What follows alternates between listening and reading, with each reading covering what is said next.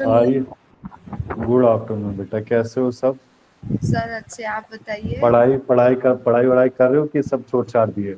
नहीं नहीं सर, पढ़ाई तो हो ही रही है।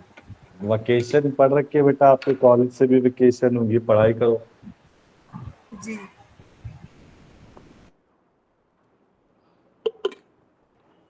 क्लास लेने नहीं आते शिवानी आप? सर अभी ना मैं कुछ टाइम से ना राजस्थान आई हुई हूँ। अच्छा अच्छा, और बढ़िया है ना। राजस्थान में कहाँ आ रखे हो? मैं तो उदयपुर घूम रखा हूँ। मैं कोटा साइड। अच्छा। और बेटा संदीप, मनीषा, दिव्या, कैसे हो आप? अच्छे हैं सर। अच्छी हूँ सर। आज बढ़िया बेटा। बाहर हो क्या अभी? आवाज आ रही है संदीप। सर वो कूलर की आवाज आ रही है। अच्छा, कूलर क्या आ रही है? नहीं, बढ़िया है, गर्मी है। फरीदाबाद में तो गर्मी हो रही है अभी। बहुत ज्यादा हो रही ठीक, है। मैं समझ रहा हूँ बेटा, अभी तो गर्मी हो ही रही है यार।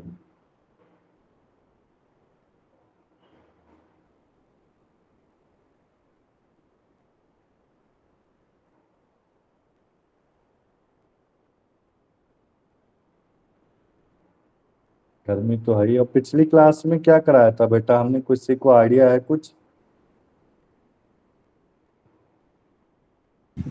Sir mens rea. हाँ, mens rea, actus reus, stages of stages stages पढ़े थे। फिर हमने आज कुछ पढ़े, स्टेजेस ऑफ क्राइम में तीन चीजें करनी है आज। अटेम्प्ट, कॉन्स्पिरेसी और अबेटमेंट। अटेम्प्ट क्या था? जैसे कोशिश करना, ठीक है ना। इसके बाद कॉन्स्पिरेसी यानी कि एक षड्यंत्र करना, ठीक है ना। षड्यंत्र यानी कि ग्रुप ऑफ पर्सन मिल के कोई बॉम्ब बना रहे, ठीक है ना। इसके बाद देखो आप,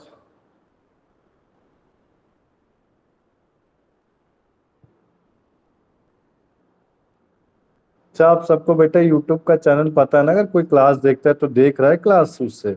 मनीषा, आप देख रहे हैं क्या क्लास? सर मुझे तो नहीं पता यस सर, जो यूट्यूब जो छोड़ ही रहती हूँ क्लास वो अटेंड करती हूँ, अदरवाइज तो इस पे मतलब कर लेती हूँ। का सर मुझे नहीं पता। मैं तो जो क्लासेस मतलब मेरी छूट जाती है ना, तो नोट्स वगैरह है हम्म, मेरे पास, मैं उसी से रिवाइज कर लेती सही है। मतलब आ रहा है ना बेटा समझ में? कोई दिक्कत तो नहीं है ना किसी को? हूँ। नहीं नहीं सर, दिक्कत नहीं ठीक है। है, अच्छी बात है, समझ में आना चाहिए बस। ये है संदीप, आपको आ रहा है ना समझ में जितने भी टॉपिक हमने कवर अप किए हैं? जी सर। देखो बेटा, मैं ये नहीं कहता आप बाहर हो तो क्लास मतलब मत लो, क्लास लो, जितना लोगे ना क्लास उतनी सहूलियत है। उसका रीजन क्या है? क्लास लेने से आपके सारे डाउट क्लियर हो जाएंगे। मतलब यस आपको सर, उसकी मैं तो बेसिक नॉलेज तो रहेगी ना। Yes sir. ठीक है, तो आपके पास ये, एक मिनट, खैर पहुंचा नहीं होगा आज। मैं आज स्टार्ट कराता हूँ, ठीक है। अब बच्चे जिसको आना था आ गया। आज निकिता भी नहीं आई, रोज आती है सेंटर में, आज नहीं आई। हो गए, बिजी होगा कोई। इस समय सब बाहर भी तो घूमने जा रहे हैं बेटा। पर अभी घूमने वाला है नहीं कहीं जाने वाला। अभी बहुत भीड़ भड़का है। अब देखो, क्रिमिनल लायबिलिटी मैंने पिछली क्लास में बताया था, ठीक है ना। बेसिकली आपका मेंस रिया है मेंटल एक्सपेक्ट, ठीक है ना। हमने पढ़ा था मेंस रिया होता है गिल्टी माइंड, और एक्टिव रियस क्या होता था? कॉमन इंटेंशन, ठीक है ना बेटा, याद है आपको? इंटेंशन क्या होता था? दो या दो पर्सन से ज्यादा। कॉमन ऑब्जेक्ट क्या होता था? 5 पर्सन और मोर होता था, ठीक है। तो बेसिकली ये सारी चीजें कवर अप की थी। मैं इसको आगे बढ़ाऊं कि समझाऊं? बताओ बेटा आप, दिव्या, समझ में आया था आपको कि नहीं आया था ये सारी चीजें? यस सर, समझ आ गई। पक्का आ गई थी ना बेटा? आगे चलू ना मैं? Yes sir. आपको मनीषा आया था समझ में कि कराऊं बेटा मैं इसे? नहीं सर, ठीक है, मैं उससे भी पढ़ रही हूँ, क्या बोलते हैं जो आपने भेजा हुआ है, ये नीति मैम ने, मतलब। तो आ रहा है ना समझ में अच्छे से? हाँ जी, हाँ जी, हाँ जी। ठीक है ना। देखो, एलएलबी फर्स्ट ईयर इजी है, इसमें जितना स्कोर करो कर लो। जो सेकंड और थर्ड ईयर है उसमें बहुत ज्यादा दिमाग खराब हो रहा है बच्चों का। वो खुद एक्सेप्ट करें। नहीं सर, लव सर, आपने एकदम सही बोला था, कठिन है। आपकी बात एकदम पॉइंट थी कि LLB first second third year कठिन हो रही है, मतलब कठिन ही डीप में स्टडी करना पड़ता है बेटा, काफी ज्यादा डीप में, डीप नहीं काफी ज्यादा डीप है, ठीक है ना। तो देखो फिर से करा देता हूँ जब तक बच्चे ज्वाइन हो रहे। क्राइम, एसेंशियल ऑफ क्राइम में मैंने क्या बताया था कि पर्सन एक होना चाहिए, मैन सीरिया होना चाहिए और एक्टर सीरियस होना चाहिए, एक इंजरी होनी चाहिए बॉडी हार्म रेपुटेशन या प्रॉपर्टी, पर्सन होना चाहिए उसमें कोई गिल्टी माइंड हो, उनका कोई इंटेंशन हो, ठीक है ना। इंटेंशन के बाद आपका क्या होना चाहिए, इंजरी होनी चाहिए, यहां तक क्लियर। अब देखो आपका इनकम्प्लीट ऑफेंस कब होगा, सबसे पहले इनकोहेट मतलब इनकम्प्लीट, जो कंप्लीट नहीं हुआ, ठीक है ना। तो इसमें इंटेंशन प्रिपरेशन अटेम्प्ट कंप्लीशन, जिसको पूरी डेवलप नहीं किया गया। तो बेसिकली देखो आप इसमें इंटेंशन प्रिपरेशन अटेम्प्ट कंप्लीशन हमने रीड किया था, इसको रीड कर लेना, पढ़ रखा हमने चीजें, कोई नई चीज नहीं करा रहा। अब आज का जो टॉपिक है वो 3 टाइप्स ऑफ इनकोहेट क्राइम्स है। मैं स्टार्ट करूं बेटा, आप बताओ। Yes sir. बेसिकली देखो आप, मैं ये जो आपके पीडीएफ में प्रोवाइड कर रहा हूँ ये थोड़ी इजी फॉर्म में आपके लिए इजी है। जो आपके ओरिजिनल बेयर एक्ट पीडीएफ होते हैं उसको आप लर्न नहीं कर सकते, ठीक है ना। इससे क्या आप चीजों को मेमोराइज कर लोगे जल्दी से। आपका एमसीक्यू पेपर है तो हमें मेमोराइजेशन, हमारी पावर स्ट्रांग होनी चाहिए, ठीक है ना। अब एमसीक्यू तो कहीं से भी पूछ सकता है, जितनी स्ट्रांग मेरी मेमोरी पावर होगी उतनी जल्दी मैं आंसर कर पाऊँ, ठीक है ना। चाहूं तो मैं बेयर एक्ट, मैंने बेयर एक्ट दे रखा है, इसका बेयर एक्ट का जो पीडीएफ है वो भी प्रोवाइड कर रखा है, ठीक है ना। उसको भी पढ़ सकते हो, उसको भी पढ़ सकते हो, आपकी चॉइस है। क्योंकि मैं एलएलबी सेकंड और थर्ड ईयर दोनों में यही कर रहा हूँ, एक खुद से बनाता हूँ इजी लैंग्वेज में और एक पूरा बेयर एक्ट दे देता हूँ कि आप एडवोकेट बनोगे आगे चल के। सिविल प्रोसीजर तो मैंने पूरा बेयर एक्ट से ही पढ़ा है बेटा, उसको मैंने शॉर्ट में नहीं कराया, ठीक है ना। जो रट्टाफिकेशन जिसमें रोटिंग करनी होती है कुछ, जैसे ज्यूरी प्रिडिक्शन है, लीगल थ्योरी हो गया, इंटरप्रिटेशन और स्टैट्यूज हो गया, तो इसको मैंने छोटे में कराया, बहुत छोटे में कराया कि बच्चा जल्दी समझ जाए, ठीक है ना। अब देखो आज का टॉपिक स्टार्ट करते हैं। आज के टॉपिक में हम क्या क्या कवर अप करेंगे, क्राइम करेंगे, अटेम्प्ट करेंगे, क्रिमिनल कॉन्स्पिरेसी करेंगे, अबैटमेंट करेंगे। अबैटमेंट में क्या क्या पनिशमेंट होती है, कुछ जनरल डिफेंसेस के बारे में आज पढ़ेंगे, ठीक है ना। तो बेसिकली जो आईपीसी के नोट्स है वो 4 भागों में मैंने डिवाइड किया बेटा। पहला पार्ट 1 मैंने प्रोवाइड कर दिया, पहले पार्ट 1 को आज कंप्लीट कर देंगे, पार्ट 2 का आधा पार्ट में कंप्लीट कराने की कोशिश करूंगा, फिर आपका पार्ट 3 और पार्ट 4, ठीक है ना। इसमें छोटी सी छोटी डिटेल नॉलेज होनी चाहिए कि किडनैपिंग में क्या पनिशमेंट होती है, थेफ्ट में क्या पनिशमेंट होती है, एक्सटॉर्शन में क्या पनिशमेंट होती है, सेक्सुअल हरासमेंट में क्या पनिशमेंट होती है, ठीक है ना। अबडक्शन में क्या होता है, what is the meaning of abduction क्या है, ठीक है ना। ये सारी चीजें हमें पता होनी चाहिए। ग्रेवियस हट क्या होता है, हट क्या होता है, होमो मर्डर क्या होता है, होमोसाइड मर्डर क्या होता है, ठीक है ना। तो बेसिकली देखो आप 3 तरह के टाइप्स ऑफ इनक्वाइट क्राइम है। सबसे पहला अटेम्प्ट, मैं अटेम्प्ट करने की कोशिश करूंगा, ठीक है ना। कहने का मतलब है जैसे कि हम अटेम्प्ट करना, ठीक है ना, अटेम्प्ट करना। इसके बाद समझो आप कॉन्स्पिरेसी, कॉन्स्पिरेसी कहने का मतलब है एक तरह से षड्यंत्र करना। अब षड्यंत्र, इसको हिंदी वर्ड यूज कर रहा हूं बेटा जिससे याद रहे आपको लंबे समय तक।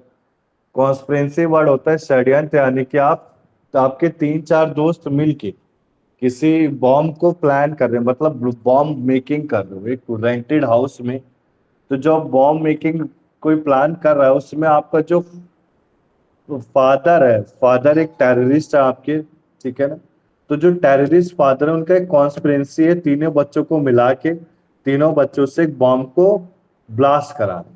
तो जो बॉम्ब की एक प्लानिंग करी जा रही है, बॉम्ब मेकिंग प्लानिंग की जा रही है, उससे कॉन्स्पिरेसी कहेंगे, क्लियर।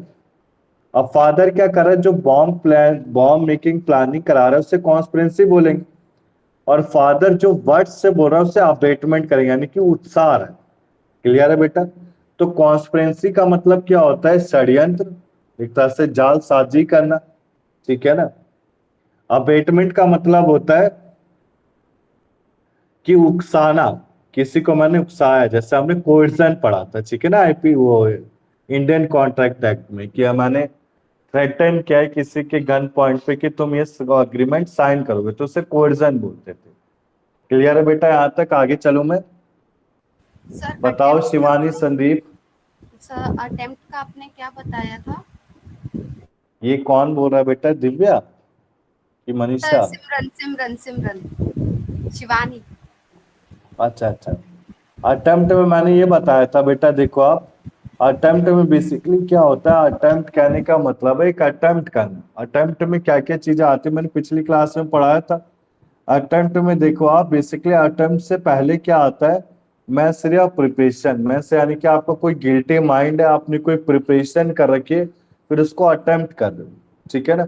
अब अटेम्प्ट में क्या होगा, तो आपका जो टास्क है वो कंप्लीट होगा या फिर इनकम्प्लीट होगा। कंप्लीट होगा तो आपका क्राइम पूरा डेवलप हो गया, पूरा फाइनल हो गया, और अगर इनकम्प्लीट है तो आपका क्राइम इनकम्प्लीट है। क्लियर है ना बेटा यहाँ तक? हाँ जी हाँ अब जी स्टार्ट करूं अटेम्प्ट? तो मैंने हाँ आपको जी तीनों के मतलब समझा दिया, अटेम्प्ट के, क्रिमिनल कॉन्स्पिरेसी और अबेटमेंट के। क्लियर है बेटा यहाँ तक? तो बेसिकली अटेम्प्ट और क्रिमिनल कॉन्स्पिरेसी और अबेटमेंट को हम पढ़ते हैं, ठीक है ना। अटेम्प्ट क्या होता है, देखो आप, अटेम्प्ट से पहले आपका मेन सिर्फ प्रिपरेशन आता है, अटेम्प्ट के बाद आपका कमीशन आता है, ठीक है ना, जो आईपीसी में डिफाइन नहीं किया गया है। एक पर्सन है जो मेंस रिया है, मेंस यानी कि गिल्टी माइंड है, कॉमन उसका इंटेंशन, और किसी को इंजरी कर रहा है, तो क्या आपका एक अटेम्प्ट माना जाएगा। हार्म किसी बॉडी, रेपुटेशन या प्रॉपर्टी का कर रहा है। अब इसके बाद देखो आप, अटेम्प्ट से पहले एक मेंस या प्रिपरेशन होता है, अटेम्प्ट के बाद आपका कंप्लीशन, कमीशन यानी कि कंप्लीट होना, ठीक है ना। इसमें देखो मैंने आपको पिछली क्लास में समझाया था, फिर से समझा देता हूँ।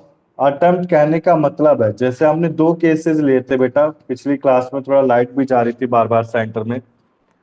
तो देखो अटेम्प्ट कहने का मतलब है, जैसे कि आपका ट्रक ड्राइवर, ठीक है ना। अब आ जाओ बेटा, बहुत जल्दी आया आप हैं। कोई नहीं होता, बैठ जाओ। देखो आप, अटेम्प्ट में हमने पढ़ा था कि डिफरेंशिएट कैसे करते हैं प्रिपरेशन फ्रॉम अटेम्प्ट से। दो टेस्ट को पढ़ा था, दो केस स्टडी को कवर अप किया था। पहली केस स्टडी क्या थी, ट्रक में दो ड्राइवर ने, यानी कि एक ड्राइवर ने गोल्ड कॉइन्स रखे थे। अब गोल्ड कॉइन्स यानी कि अटेम्प्ट, देखो अब मैं समझाता हूँ शिवानी इसे अच्छे से। अटेम्प्ट में हमने क्या समझा था, जो गोल्ड कॉइन से ट्रक भरा हुआ था, वो ट्रक किसके पास गया था, पुलिस ऑफिसर ने उसको पकड़ लिया था ब्रिज के ऊपर। अगर वो ब्रिज से पार कर लेता तो उसमें पुलिस उसको पकड़ नहीं सकती थी, बट ब्रिज के पहले पकड़ लिया, यानी कि हमने ब्रिज के बीच में पकड़ लिया, ठीक है ना। तो ब्रिज के बीच में जो पकड़ा है ट्रक को, उस ट्रक को क्या बोलेंगे, जो ट्रक के अंदर गोल्ड कॉइन से, वो पुलिस का एक अटेम्प्ट था कि अटेम्प्ट में उसको पकड़ लिया गया, ठीक है ना। तो बेसिकली किस में आता है, प्रोक्सिमिटी टेस्ट में आता है कि ये मेजर कब किया जाता है, डिफेंडेंट। अब डिफेंडेंट मैंने आपको बताया था बेटा, डिफेंडेंट कौन होता है, जो क्राइम को करता है, ठीक है ना बेसिकली। तो देखो आप, ये मेजर कब होता है, जो डिफेंडेंट क्लोज होता है कंप्लीशन ऑफ क्राइम के। ये state of Maharashtra versus Mohammed Yakub and others में हमने पढ़ा था। एआर की फुल फॉर्म मैंने बता रखी है, ऑल इंडिया रिपोर्ट, जो न्यूज़पेपर में पब्लिश हो रखा होता है। क्लियर है बेटा? आगे चलूं मैं? बताओ संदीप, शिवानी, हाँ दिव्या, जी चले ना गया? हाँ यस सर जी क्लियर। आया ना बेटा? समझा रखा था मैंने इसको, यूट्यूब के अपने वो जो आपके पास वीडियो होती है यूट्यूब में, उसमें पढ़ोगे तो आ जाएगा समझ। अब इसके बाद देखो दूसरा आता है, आज वो भी नहीं आया, क्या नाम है, अभिषेक ने भी क्लास ली है। बिजी होंगे बेटा, कोई घूमने गया होगा, गर्मियों की छुट्टी है, सब घूमने ही जा रहे हैं, पर टीचर छुट्टी नहीं देता कभी। अब देखो डॉक्ट्रिन ऑफ रिपेंडेंस, रिपेंडेंस का क्या था इसमें, बेसिकली मैंने आपको बताया था केस स्टडी किस पे बेस्ड था। आईपीसी में हम ज्यादा केस स्टडी पढ़ते हैं और इंग्लिश लॉ में पढ़ते हैं, ठीक है। जोगिंदर वॉइस आ रही है आपको? हाँ यस सर। ठीक है ना। तो बेसिकली बेटा हम आईपीसी कवर अप कर रहे थे, आईपीसी में हमने यहाँ तक कर लिया था। आपको पीडीएफ प्रोवाइड होते हैं ना Joginder?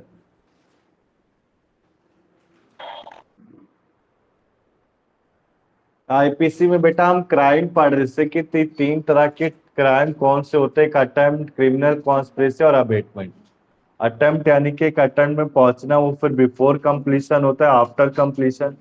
After completion of task के बाद आप उसको गिल्टी चार्ज नहीं कर सकते हैं, बिफोर कंप्लीशन ही उसको गिल्टी चार्ज किया जा सकता है डिफेंडेंट पर्सन को। कॉन्स्पिरेसी क्या होता था, एक षड्यंत्र होता था, अबेटमेंट होता था, उकसाना, किसी को उकसाते थे हम। ठीक है ना, मैंने हिंदी वर्ड इसलिए क्या कि आपको जल्दी लर्न रहे। अब बेटा मैंने इसमें केस स्टडी बताई थी, 2 केस स्टडी थी अटेम्प्ट की। सबसे आफ्टर पहली केस कंप्लीशन स्टडी वाला में क्या क्लियर था, नहीं हुआ। क्या बेटा? आफ्टर कंप्लीशन उसको हम गिल्टी नहीं कर सकते, गिल्टी नहीं बोल सकते। मतलब देखो, आफ्टर कंप्लीशन ऑफ टास्क कहने का मतलब है जैसे आपका हाँ एक केस स्टडी, इस केस स्टडी में जैसे ही ट्रक ड्राइवर ब्रिज को क्रॉस करेगा, तो पुलिस की कोई ऑफिसर अवेलेबल नहीं है, तो उसका तो टास्क कंप्लीट हो गया ना ब्रिज के पास। तो उसको क्या गिल्टी माइंड करा, वो गिल्टी चार्जेबल किया जा सकता, नहीं किया जा सकता? जब आपका एक डिस्टेंस है, यानी कि मतलब आपका आप फुट। ये मान लो कोई स्मगलिंग कर रहा है तो वो हम्म, लेके जा रहा है, रास्ते में पकड़ा गया तो उसको आप गिल्टी मान सकते हो। हाँ अगर करेक्ट है, वो जब ले गया कहीं पे, बैरिकेड्स लगे हुए हैं संदीप। हाँ, अगर वो ले गया जहाँ पे उसको लेके जाना था, उसके बाद इंफॉर्मेशन मिली, उसके बाद केस चला, इन्वेस्टिगेशन हुई, तो वो गिल्टी नहीं होगा। उसके बाद होगा, पर उसमें केस चलेगा ना, ठीक है ना? ओके ठीक है ना, वो आपका सीआरपीसी में आता है। Okay CrPC sir. का एक छोटा भाग होता है आईपीसी, इंडियन पैनल कोड होता है। सीआरपीसी क्रिमिनल प्रोसीजर कोड आप कहाँ पढ़ेंगे? एलएलबी सेकेंड ईयर में, काफी डेप्थ में पढ़ेंगे उससे। ठीक ओके है ना? सर। तो देखो, प्रोक्सिमिटी टेस्ट मैंने आपको बताया था, बेसिकली एक ऐसा टेस्ट होता है जिससे मेजर किया जाता है कि कंप्लीशन के जब क्लोज हो। ठीक है ना, जैसे इस डायग्राम में बता रखा है, इस पीडीएफ में, कि जो पुलिस ऑफिसर ने ट्रक ड्राइवर को पकड़ लिया। अभी ट्रक ड्राइवर कौन था? मोहम्मद याकूब था। या मोहम्मद याकूब को पकड़ा, उसने ट्रक में गोल्ड के कुछ कॉइन्स छुपा के ले जा रहा था। तो छुपाने से मतलब अगर वो ब्रिज को पार कर लेता तो उसका टास्क कंप्लीट हो जाता। बट जो पुलिस ऑफिसर थे उसने क्लोजर यानी कि कंप्लीशन ऑफ टास्क से पहले उसको पकड़ लिया, तो गिल्टी चार्जेबल हो गया। ठीक है ना? इसके बाद देखो, दूसरा केस था बेटा locus locus paenitentiae test, doctrine of repentance कहते हैं। ये डॉक्ट्रिन ऑफ रेपिटेंस क्या मतलब क्या है? बेसिकली मैंने आपको बताया था, एक पंजाब का बंदा था। ठीक है ना, मलिकेश सिंह पंजाब का रहने वाला था, पंजाब से दिल्ली आ रहा था। अब पंजाब, उसके भी ट्रक में क्या था? सोने के कॉइन्स थे। अब उसको अगर 30 किलोमीटर पहले था, उसने दिल्ली के बॉर्डर को पार नहीं किया था, तो दिल्ली के बॉर्डर से पहले 32 किलोमीटर पहले, तो उसको गिल्टी चार्ज नहीं किया जाए। यहां तक क्लियर है ना संदीप? अटेम्प्ट को ये डिफाइन करते दोनों टेस्ट। Yes sir. इसमें अब सर वो इसके आ गया बाद ना कि हम्म, ये मेरा एरिया है, वो एरिया डिसाइड जो होता है, अलग अलग कंस्टिट्यूएंसी बोलते हैं ना। हाँ करेक्ट। अब इसके बाद थर्ड टेस्ट आता है बेटा, अनइक्वलिसिटी टेस्ट। अनइक्वलिसिटी टेस्ट क्या है? थिंक खुद से बोलेगा। अभी थिंक कैसे बोलेगा, जैसे इसको एक एग्जांपल से मैं समझाता हूँ। ठीक है ना? थिंक खुद से बोलने का मतलब है, जैसे कि आपका कोई ट्रक ड्राइवर, अब ट्रक ड्राइवर के पास, मैंने आपको पिछली क्लास में भी समझाया था सेम एग्जांपल से, ट्रक ड्राइवर ले जा रहा है गुड्स, और कौन सा गुड्स उसमें इन्वॉल्व है ट्रक के अंदर? आपका जो गुड्स इन्वॉल्व है वो आपका पेट्रोल है। पेट्रोल को वो कहाँ से ले जा रहा है? एक जगह से दूसरी जगह ले जा रहा है। तो पेट्रोल में साफ साफ मेंशन किया जाता है हाईली फ्लेमेबल, यानी कि काफी जल्दी आग लग सकती है। ठीक है ना? तो उस टेस्ट में हम गुड्स की गुड्स अपने आप बोलेगा कि ये जो हम प्रोडक्ट ले जा रहे हैं, इसमें हमारा कौन सा टेस्ट एप्लीकेबल हो जाएगा? अनइक्वलिसिटी टेस्ट। यहां तक क्लियर है बेटा? आगे चलूं मैं? ठीक है ना बेटा? तो हाँ इसमें जी यही बता रखा है, कोई कंडक्ट अगर अटेम्प्ट होगा तो वो क्राइम के अंडर आएगा। आगे चलूं मैं? हाँ जी सर। बताओ। ठीक है, अब देखो पनिशमेंट क्या क्या थे, ये पिछली क्लास में बताया था मैंने। सेम पनिशमेंट होनी चाहिए अटेम्प्ट और कंप्लीशन के लिए। सेपरेट पनिशमेंट दी जाएगी ऑफेंस और अटेम्प्ट टू मर्डर के लिए। जैसे अटेम्प्ट टू मर्डर, कोई इंसान मरा नहीं तो उसको 2 साल से कम की सजा होती है, कोई मर गया तो उसे 7 साल की सजा होती है। ठीक है ना? इसके बाद देखो, जो अटेम्प्ट है वो पनिशेबल होनी चाहिए, उसमें क्राइम पनिशेबल नहीं होता, जैसे कि सुसाइड। ठीक है ना? इसके बाद देखो कोई स्पेसिफिक प्रोविजन नहीं है। सुसाइड कहने का मतलब है किसी आपके फैमिली मेंबर ने सुसाइड किया तो आपको क्रिमिनल नहीं माना जाता इस केस में, ठीक है। अब इसके बाद देखो कोई स्पेसिफिक प्रोविजन नहीं होते अटेम्प्ट के, पनिशेबल 511 ऑफ आईपीसी में होता है, ठीक है ना। इसमें क्या होता है बेसिकली हमने पढ़ा था कि 1/2 हो जाता है मैक्सिमम प्रिजनमेंट का। How to calculate half of the imprisonment, जैसे कि आपको इम्प्रिजनमेंट 20 साल के तो वो आधी हो जाती है। ये बेटा एक प्ली के हिसाब से होता है, इसको डिटेल में आप कहाँ पढ़ोगे, जब आप पढ़ोगे CRPC LLB सेकेंड ईयर में, तो एक प्ली का टॉपिक आता है। प्ली कहने का कि आपकी प्ली इम्प्रिजनमेंट, ठीक है ना। आपके दो टॉपिक आएंगे, प्ली इम्प्रिजनमेंट जिनको जेल हो रखी है, और जो अपने इम्प्रिजनमेंट ईयर सेंटेंस ईयर को कम करना चाहते हैं तो वो एक प्ली इम्प्रिजनमेंट ले सकते हैं, किससे, मजिस्ट्रेट से, ठीक है ना। इसके बाद जो दूसरा टॉपिक आप LLB सेकेंड ईयर में पढ़ोगे वो डबल जियोपार्डी है, वो अलग चीज है, वो अभी नहीं समझाऊंगा आप। चलें बेटा आगे बताओ। हाँ जी सर। Yes sir. अब देखो पनिशमेंट के बाद आता है आज का टॉपिक क्रिमिनल कॉन्स्पिरेंसी। अभी क्रिमिनल कॉन्स्पिरेंसी होता क्या, क्रिमिनल कॉन्स्पिरेंसी मैंने आपको बता दिया, जैसे कि मेरे जो फादर है वो टेररिस्ट है। अब हम रूम में, आप रूम में मेरे साथ मेरे दोनों भाइयों को काम में लगा दिया, वो एक तरह से उकसा, मतलब षड्यंत्र चल रहा है कि हम क्या करेंगे, या तो मेरे फादर का नहीं, मेरे और मेरे दो दोस्त मिलके एक षड्यंत्र मचा रहे हैं, बना रहे हैं कि हम क्या करेंगे, बैंक की रॉबरी करेंगे, इस दिन करेंगे, ठीक है ना। एक मेरा जो फर्स्ट दोस्त है वो आगे पहरेदारी करेगा, चौकीदारी करेगा। मैं मेरा जो दूसरा दोस्त है वो गार्ड को रोके रहेगा, और जो कि मैं तीसरा दोस्त हूँ, मैं क्या करूंगा, रॉबरी इजीली से कर लूंगा लॉकर की चाबी लेके। क्लियर है यहाँ तक। तो इसे क्रिमिनल कॉन्स्पिरेंसी कहा जाता है बेटा, षड्यंत्र कहते हैं, ठीक है ना। तो बेसिकली इसमें दो या दो से ज्यादा पर्सन एग्री होने चाहिए काम को करने के लिए जो इलीगल हो, इलीगल यानी कि कोई क्राइम जो लीगल ना हो लॉ के टर्म्स में। अब बेसिकली एग्रीमेंट को क्रिमिनल कॉन्स्पिरेंसी बोला जाता है, ठीक है ना। इसमें एसेंशियल ऑफ क्राइम क्या माना जाता है, पर्सन होना चाहिए, मैंस रिएक्टस रियस एंड इंजरी। अब क्राइम करने के लिए एक पर्सन तो होना चाहिए बेटा जिसके ऊपर क्राइम होगा। मैंस यानी कि आप गिल्टी माइंड फाइंड होना चाहिए। एक्टस रेस यानी कि आपका कॉमन इंटेंशन होना चाहिए और आपने किसी को इंजरी पहुंचा रखी है, ठीक है। आगे चलो बेटा बताओ आप। हाँ जी सर। अब देखो knowledge of the object is necessary, ठीक है ना। Knowledge of object is the necessary. आपका एक केस है इसमें, state of Maharashtra versus Somnath Thapa and company का केस है। इसमें पर्सन है वो कॉन्स्पायर करते हैं अनदर को कि आपको वेट,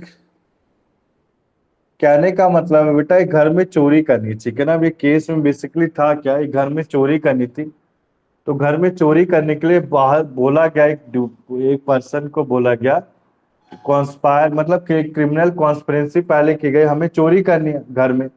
अब घर में चोरी करते समय जो बाहर पर्सन खड़ा होगा वो देख रेख करेगा।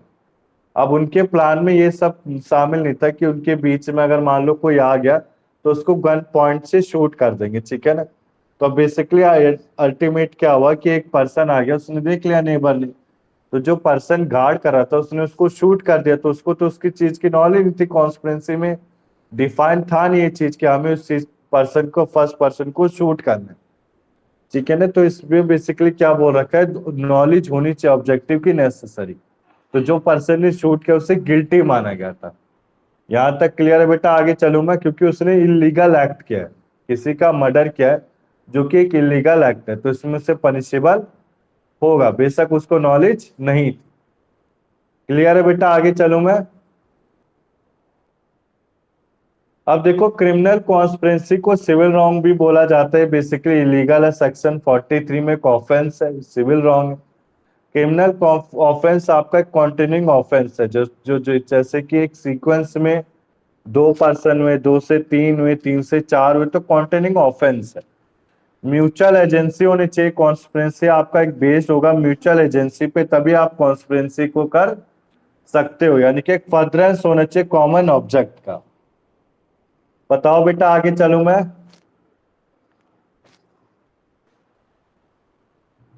हाँ जी सर। सर हाँ बेटा बोलो दिव्या। ऑफेंस और क्राइम एक ही होता है क्या? क्या बेटा, सुना नहीं मैंने। ऑफेंस और क्राइम एक ही होता है क्या? क्राइम में क्या होता है, आपको पनिशमेंट दी जाती है, ठीक है ना। और ऑफेंस क्या होता है, ऑफेंस जैसे कि मैंने ट्रैफिक लाइट को ब्रेक कर दिया तो मेरे ऊपर पेनल्टी लगेगी, ठीक है ना। क्राइम से क्या होता है, देखो दिव्या, सिंपल सी मीनिंग है, क्राइम होता है आपका imprisonment plus fine, clear. But red light को ब्रोक करना, हेलमेट ना पहनना, ये ऑफेंस है।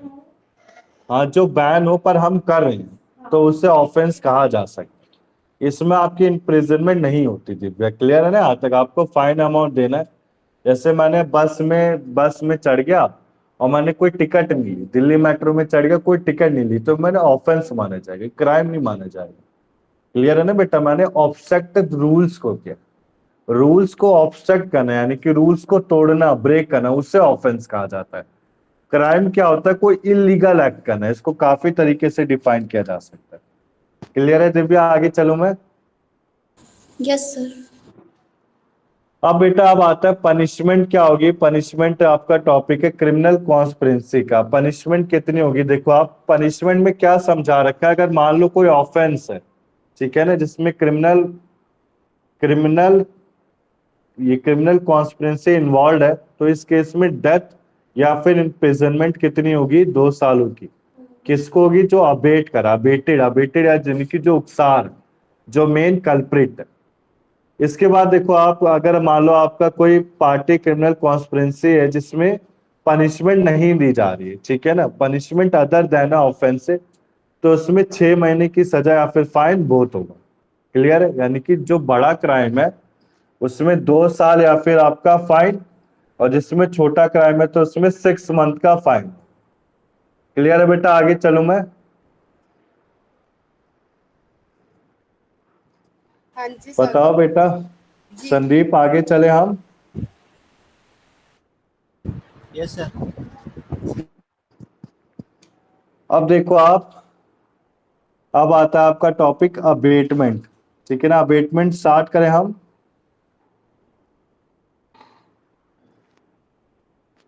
बताओ बेटा जोगिंदर। जी सर। अब देखो अबेटमेंट बेसिकली क्या होता है। अबेटमेंट यानी कि किसी पर्सन को उकसाना, something to do wrong in a particular to commit a crime, by investigation, by aid, by assistant, by command, by counselling, by encouragement. अब मैं क्राइम कैसे कर रहा हूं, कुछ गलत समथिंग रॉन्ग करके, या तो कोई इंस्टिगेशन इंस्टिगेशन से, कोई कॉन्स्पिरेंसी से, या फिर एड से, ठीक है ना। अब देखो ये उकसाना कहने का मतलब है उकसा रहा हूं। इंस्टिगेशन इंस्टिगेशन कहने का मतलब है, समझो आप, इंस्टिगेशन, कॉन्स्पिरेसी और एड। एड क्या है, किसी वेपन का यूज करना, ठीक है ना। एड को क्या बोलेंगे, वेपन यूज। कॉन्स्पिरेसी यानी कि मैंने उकसाया है कोई षड्यंत्र के लिए। इंस्टिगेशन बेटा आगे अभी पढ़ाता हूँ। इंस्टिगेशन क्या होता है बेसिकली, आपका इधर लिखा हुआ है, ठीक है ना। अभी इसको कवर करता हूँ जॉर्ज में।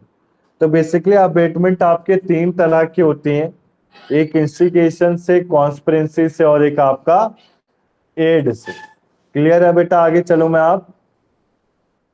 ये आपका सेक्शन 107 से 120 में आता है। बताओ बेटा शिवानी, संदीप, आगे चले हम? हाँ जी सर। अब देखो, अब आता है आपका अबेटमेंट बाय इंस्टिगेशन। इंस्टिगेशन से कैसे हो सकता है आपका अबेटमेंट। सबसे पहले समझो आप, जो इंस्टिगेशन होना चाहिए वो उकसाना न, उकसा रहा है किसी को, हिंट दे रहा है, एनकरेज कर रहा है। अबेटर इसमें पार्टिसिपेट होना चाहिए। अबेटर कौन है, जो उकसा रहा है, जो मेन कल्प्रिट है, ठीक है ना। इसमें एंगर से उकसा रहा है उसे बिना किसी इंटेंशन के। इंस्टिगेशन डायरेक्ट भी हो सकता है और इनडायरेक्ट, यानी इंस्टिगेशन कहने का मतलब है बिना किसी इंटेंशन के आप किसी को उकसा रहे हो, ठीक है ना, तो इसे इंस्टिगेशन बोलेंगे। ये Madan Mohan Singh versus state of Gujarat का केस है, इसमें भी सेम क्या हुआ था, इंस्टिगेशन किया गया था, ठीक है ना। जो Madan MM Singh versus state of Gujarat है बेटा, आगे कराऊंगा। एक इसमें शायद, हाँ ये रहा, सुसाइड नोट था, इसको मैं समझा देता हूँ पहले ऊपर से। बेसिकली मदन मोहन सिंह क्या था कि वो नौकर था, नौकर काम करता था अपने मालिक के पास। अब मालिक उसके साथ टॉर्चर करता था, ठीक है ना, टॉर्चर यानी कि उसको लेट छोड़ता था, उसको खाना नहीं देता था। तो कोर्ट में क्या पाया गया, बेसिकली इसमें चार्ज तो पाया गया कि मदन सिंह है, उसने एक सुसाइड नोट छोड़ दिया था अपनी डेथ के 17 दिन पहले, ठीक है ना, कि ऐसे मैं परेशान हूँ अपने मालिक से और मैं सुसाइड कर रहा हूँ, ठीक है ना। तो बेसिकली कोर्ट ने क्या फाइंड किया गया, अब देखो आप खुद सोचो बेटा, आपका कोई मालिक है तो मालिक है तो आपसे काम करवा रहा है, पैसे दे रहा है ना उस चीज के, तो काम तो करवाएगा। सिंपल सी बात है ना संदीप, अब मैं कुछ गलत कह रहा हूँ क्या बात? नहीं सर सही बोल रहे हो। बताओ शिवानी, संदीप मैं कुछ गलत कह रहा हूँ? नो नहीं सर सर, सही बोल रहे हो। सही बोल रहे अब हैं। अब आपका मालिक अगर आपको 1 लाख रुपए दे रहा है महीने के, तो क्या बेटा काम नहीं कराएगा आपसे, फ्री में दे देगा 1 लाख? नहीं सर, खुद काम सोचो। तो इस केस में फाउंड क्या गया, ये बड़ा फेमस लीडिंग केस है, Madan MM Singh versus state of Gujarat, abetment का केस था। ये लीडिंग जजमेंट थी, इसमें क्या बोला कोर्ट ने, देखो जो मालिक है उसकी कोई गलती नहीं। मालिक, पहली बात तो उसकी बॉडी मिली है 17 दिन के बाद, ठीक है ना, जो मरा, नौकर मरा था। अब नौकर मरा क्या, उसकी कोई रीजन स्पेसिफाई नहीं हो रहे थे सुसाइड नोट में। सुसाइड नोट में लिखा होता है कि मैं मालिक से परेशान, तो सुसाइड नोट में बेटा किसी को गिल्टी नहीं माना जाता। अब कल को अगर मैं सुसाइड कर लूँ और मैं बोलूँ मेरी वाइफ से मैं परेशान हूँ और अपनी वाइफ से मैंने सुसाइड कर लिया, तो मेरी वाइफ को पकड़ा थोड़ी ना जाएगा, उसके ऊपर इन्वेस्टिगेशन इंक्वायरी की जाएगी। क्लियर है ना आज तक? अगर मान लो इन्वेस्टिगेशन इंक्वायरी में वो एविडेंस ऐसे प्रोवाइड कर देती है कि भाई मेरा तो ये प्राइम ड्यूटी थी कि मैं अपने पति से काम करवाऊंगी, तो उसकी गलती है ना, उसने सुसाइड किया। तो सेम इस केस में हुआ था। ये पाया गया कोर्ट के हिसाब से कि जो मालिक था, मालिक तो अपना काम ही करवा रहा था ना उससे उससे कोई, अब झाड़ू पोछा आपने नौकर में रखा है किसी को, फुल टाइम नौकर रखा है अपने घर में, नौकरानी रखी है, तो उससे क्या काम नहीं करवाओगे? वो आएगी, उसको बेड पे बैठाओगे, खाना खिलाओगे, घर भेज दोगे? सर खुद बट बताओ बेटा। ऐसा भी होता है, जैसे अब जैसे हम नौकरी कर रहे हैं, हम जॉब कर रहे हैं, हम मेंटली हमें फोर्स किया जाता है, तो उसके सिनेरियो में भी तो वो चीज हो सकती है ना। बेटा एक बात बताओ, मेंटली फोर्स क्या चाहता है शिवानी, एक बात बताओ, पढ़ाई कर रहे हो तो टीचर भी तो आपको मेंटली फोर्स कर रहा है, तो टीचर का क्या मेंटली फोर्स माना जाएगा? सर नहीं, मैं मेंटली वो तो एक हमारा खुद का भी ओपिनियन होता है। Mentally force in the sense हम खुद भी मेंटली डिस्टर्ब हो जाते हैं और करेक्ट है थोड़ा। बेटा, मेंटली डिस्टर्ब हो जाते तो सबसे पहला ऑप्शन है आप जॉब क्विट कर दो। हर कोई करता है, किसने कहा जिंदगी बर्बाद हो? सिंपल सी बात है ना ये शिवानी। जी जी जी। अब इस क्लास में कितने ही बच्चे होंगे, मैं नाम लूंगा, जैसे मनीषा हो गए, संदीप हो गए, जोगिंदर, इन्होंने कहीं ना कहीं जॉब तो की होगी बेटा आपने। मनीषा आप जो जॉब कर रहे हैं, आपकी फर्स्ट जॉब है कि लीव करा पहले आपने जॉब? नहीं सर, करा हुआ है, ये मेरी 4th है। मतलब ये दूसरी तीसरी जॉब है ऐसा समझो। जी। तो जो दूसरी तीसरी जॉब है इसमें बेटा आपने क्या, जो जॉब को लेफ्ट किए, मतलब लेफ्ट किया था, तो क्या अपने मालिक की वजह से किया होगा? सिंपल सी बात है, ठीक है ना। तो बेसिकली जो अबेटमेंट इन्हें बता रखा था नहीं इस सर, नोट में, सैलरी की वजह से किया था सर। माल हाँ हाँ मैं समझ जाऊँ, ठीक है ना, सैलरी की वजह से ही करते हैं लोग, ठीक है ना। ये सर। संदीप वॉइस आ रही है आपको? जी सर नेटवर्क चला गया था, अभी आ रही है। तो बेटा मैं आपसे क्वेश्चन पूछने वाला था कि आप संदीप कहीं जॉब कर रहे हो कंटिन्यू, अभी जॉब कर जी ही रहे सर। होगे बेशक। जी तो जी। आपने जो, ये आपकी पहली जॉब है कि दूसरी तीसरी जॉब है? मेरी सर 5th जॉब है ये। हाँ, तो फिर पहली 4 जॉब क्यों छोड़ी? मालिक से परेशान से कि सैलरी की वजह से? सर सर ये ग्रोथ, मालिक से ही परेशान होके छोड़े। ग्रोथ के लिए सर। हाँ तो फॉर वही न्यू तो बात है लर्निंग। ना, बेटर एक्सपोजर के लिए, यस सर। ठीक है ना। तो बेसिकली देखो आप, जो हम जॉब क्विट कर रहे हैं ना शिवानी, इसका सिंपल आंसर है, जो उकसा रहा है आपको, तो आप क्विट कर देते हो। तो सेम इसमें सुसाइड नोट में यही बोला गया, उसने कुछ एविडेंस प्रोवाइड कर दी जिससे प्रूफ हो गया कि भाई वो तो अपना प्राइम ड्यूटी करवा रहा था ना मालिक। अब सुसाइड नोट 17 दिन बाद मिल रहा है तो उसमें भाई उसकी फैमिली मेंबर भी उसको मार सकती। तो इस केस में यही हेल्ड किया गया था, इस सुप्रीम कोर्ट ने यह हेल्ड किया गया कि देखो ये साफ लिखा हुआ है, ठीक है ना। इसमें हेल्ड किया गया कि इस केस में जो मालिक है उसको नॉट लायबल पाएगा। क्लियर है बेटा। तो ये फेमस केस था सुसाइड का। एक सुसाइड नोट ब्लेम करा था MM सिंह को, 4/2 को उसकी डेथ हुई और 17 दिन बाद उसका सुसाइड नोट बरामद हुआ। तो इसमें उसके साथ हरेसमेंट हो रहा था, मालिक हरदम गुस्से में था और हर बार उसको वार्न करा था कि हटा दूंगा तेरे को जॉब से। तो बेटा कोई गलत बात नहीं कर रहा था मालिक, ठीक है ना। यार देखो कोई काम मैं आपसे पूछता हूँ, आपके बच्चे होंगे, कई स्टूडेंट हैं जो पढ़ रहे होंगे, उनके बच्चे तो होंगे, तो क्या आप अपने बच्चे को डांटते हो? तो उस केस में आप क्या गलत कर रहे हो क्या बच्चे के साथ? नहीं कर रहे। सिंपल सी बात है, आपका काम है डांटना उसको, ठीक है ना। अब आपका बच्चा अगर बाइक 100 की स्पीड से चला रहा है तो उसको तो डांटोगे यार, उसको ये थोड़ी ना बोलोगे 100 से 200 स्पीड में चला। तो सेम इस केस में यही सेम पाया गया था। बेटा आगे चलूं मैं? हाँ जी सर। ठीक है ना। अब देखो अब आता है अबेटमेंट बाय कॉन्स्पिरेंसी। सबसे पहले हमने पढ़ा अबेटमेंट बाय इंस्टिगेशन, जिसमें कोई इंटेंशन नहीं होती थी, जो आपका डायरेक्ट या फिर इनडायरेक्ट होता था।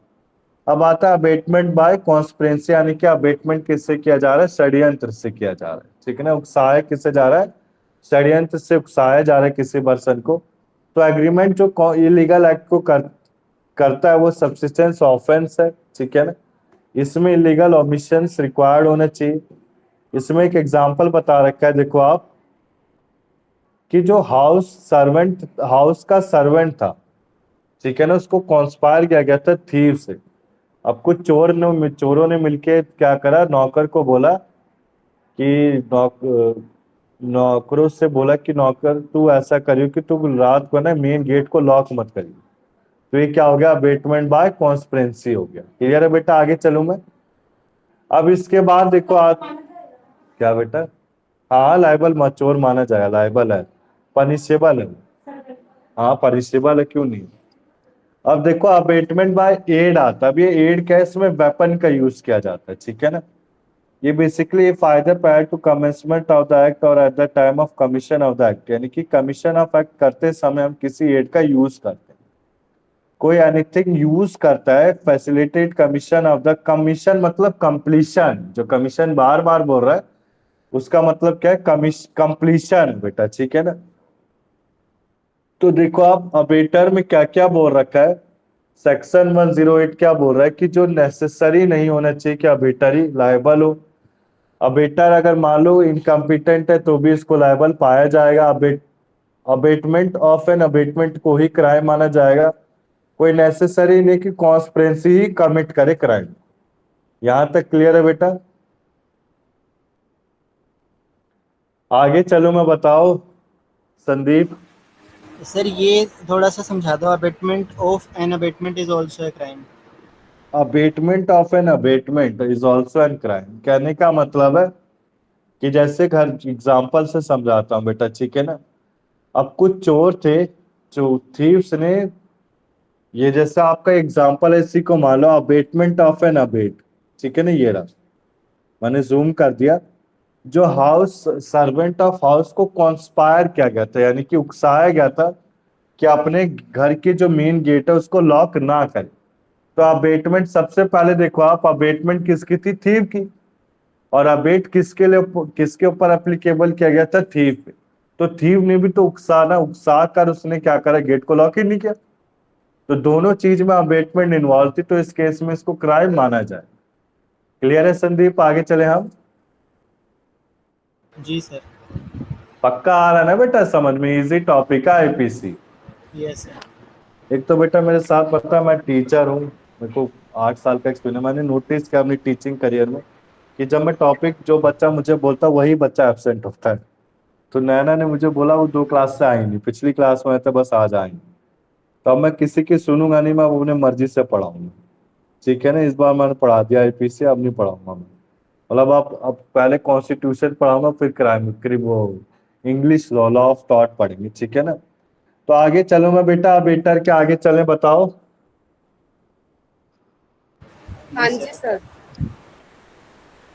अब देखो पनिशमेंट फॉर अबेटर, अबेटमेंट कहाँ कहाँ आते हैं, सेक्शन के साथ लिखा हुआ बेटा, ठीक है ना। अब देखो आप कोई अबेटेड ऑफेंस हुआ है उसको देखा जा सकता है, तो आपका 109 से 114 में कोई ऑफेंस को कमिट किया ही नहीं गया या फिर फुल्ली कमिट नहीं हुआ है, ठीक है ना। जैसे आपका बम था, बम बना रहे थे और बम बनाने से पहले पुलिस वाले आ गए, जेल पकड़ लिया लोगों को, तो वही बॉम्ब प्लानर्स को पकड़ लिया, तो 115 116 में आता है कोई अबेटिंग ऑफेंस क्या पब्लिक का मोर देन 10% के साथ। हाँ, जो ऑफेंस हुआ नहीं पब्लिक प्लेस में।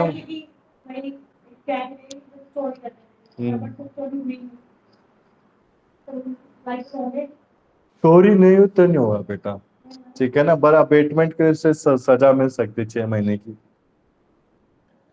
कोई कंसीलिंग डिजाइन क्या है, कंसीलिंग डिजाइन कहने का मतलब है कंसाइलिंग।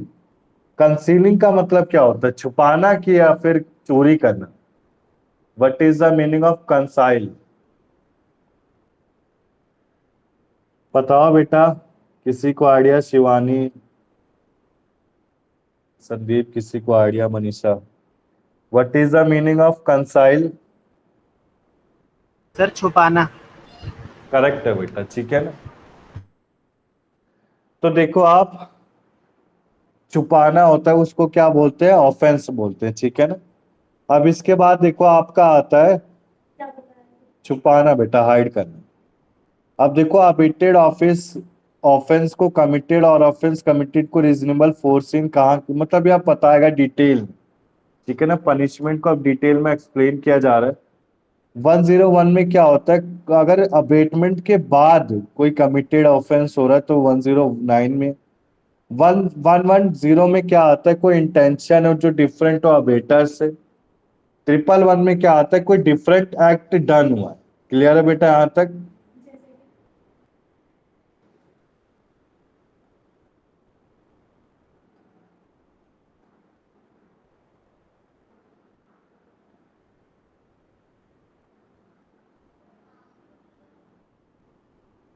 कोई डिफरेंट एक्ट हो रहा है डन, ठीक है ना। डिफरेंट एक्ट कैसे बताऊं बेटा, मतलब एक वो है जैसे एक टेररिस्ट ग्रुप है, पहले वो फ्लाइट को हैक कर रहे हैं, ठीक है ना। अरे यार, जैसे आपने असुर की वेब सीरीज देखी है, असुर वेब सीरीज थी एक, उसमें एक क्रिमिनल पर्सन था, उसके कुछ group of person different task के लिए इन्वॉल्व थे। कोई क्राइम कर रहा, कोई मतलब हैकिंग कर रहा था, और कोई किसी का मर्डर कर रहा था, या कोई किसी का थेफ्ट कर रहा था, ठीक है ना। तो अबेटमेंट फॉर डिफरेंट थिंग में यही सारी चीजें आती। क्लियर है बेटा, आगे चलूं मैं अब देखो 112 क्या कहता है, जो अबेटेड एक्स्ट्रा ऑफेंस करता है, जिसमें ऑफेंस को अबेटेड किया गया है, ठीक है ना। कहने का मतलब है पुलिसमैन अरेस्ट करता है एक को, अभी इंस्टिगेट्स करता है एक को कि उसकी अरेस्ट छूट जाए। अब ये जो अरेस्ट कर रहा है, अरेस्ट, उसने भी ग्रेवियस हर्ट किया पुलिसमैन को, तो बी लायबल है किस चीज के लिए, अबेटमेंट के लिए। क्लियर है ना आज तक? अब 113 में देखो आप, सेक्शन 113 में क्या आता है, डिफरेंट इफेक्ट होने चाहिए, इंडिशियस इफेक्ट अकर्स की, ठीक है ना। 114 में क्या आता है, अबेटर प्रेजेंट होने चाहिए जब आपका ऑफेंस कमिट किया जा रहा है। यहाँ तक क्लियर? ये सब डिटेल में पढ़ेंगे बेटा हम, ठीक है ना। अबेटेड ऑफेंस को जब पूरा कंप्लीट नहीं किया जाता तो इसमें देख लो आप, अगर हार्म हो रहा है तो 14 ईयर प्लस वही हार्म यानी कि मर्डर, और जब ऑफेंस कमिट ही नहीं किया गया तो 7 साल या फिर फाइन होगा, ठीक है ना। इसके बाद देखो ऑफेंस पनिशेबल इम्प्रिजनमेंट से होना चाहिए। ऑफेंस अगर कमिटेड नहीं हुआ है तो 1/4 पनिशमेंट होगी, और ऑफेंस कमिटेड नहीं हुआ है और अबेटर, देखो एक पब्लिक सर्वेंट है, पब्लिक सर्वेंट नहीं है। जब पब्लिक सर्वेंट नहीं है तो 1/4 होगा, और जब पब्लिक सर्वेंट है तो 1/2 होगा। क्लियर है बेटा यहाँ तक? इसके बाद देखो, अगर ऑफेंस पब्लिक से हो रहा है 10% से ज्यादा, पब्लिक में तो 3 साल की सजा या फिर फाइन बहुत होगा। ठीक है ना। ये डॉक्ट्रिन ऑफ हार्मनियस कंस्ट्रक्शन क्या होता है? हाइड करना होता है बेटा, कॉन्स्टिट्यूशन लॉ में समझाऊंगा। ठीक है ना। हार्मनियस कंस्ट्रक्शन को कहाँ पढ़ेंगे हम? कॉन्स्टिट्यूशनल लॉ में पढ़ेंगे। क्लियर है यहाँ तक? अब इसके बाद देखो, अब आता है आपका concealing design to commit offence. इसमें भी पब्लिक सर्वेंट है तो 10 साल। कोई क्राइम पनिशेबल अगर ऑफेंस कमिट किया गया तो 1/2, ऑफेंस कमिट नहीं किया गया तो 1/4 होगा। ठीक है ना। इसको रीड कर लेना, इंपॉर्टेंट नहीं है इतना। इसके बाद लास्ट आता है बेटा, अगर कोई पब्लिक सर्वेंट को छोड़ के तो ऑफेंस कमिट किया गया 7 साल तक, ऑफेंस नहीं कमिट किया गया तो 3 साल तक होगा। क्राइम पनिशेबल होगा इम्प्रिजनमेंट से। अगर ऑफेंस कमिट किया गया तो 1/4 होगा, ऑफेंस नहीं कमिट किया गया तो 1/8 होगा। क्लियर है बेटा? बताओ आप। सर ऑफेंस कमिट कर लिया तो उसको 7 साल की सजा होगी, उसने नहीं कमिट किया तो 3 साल की होगी। हाँ जी बेटा। ठीक है ना। समझ नहीं आया।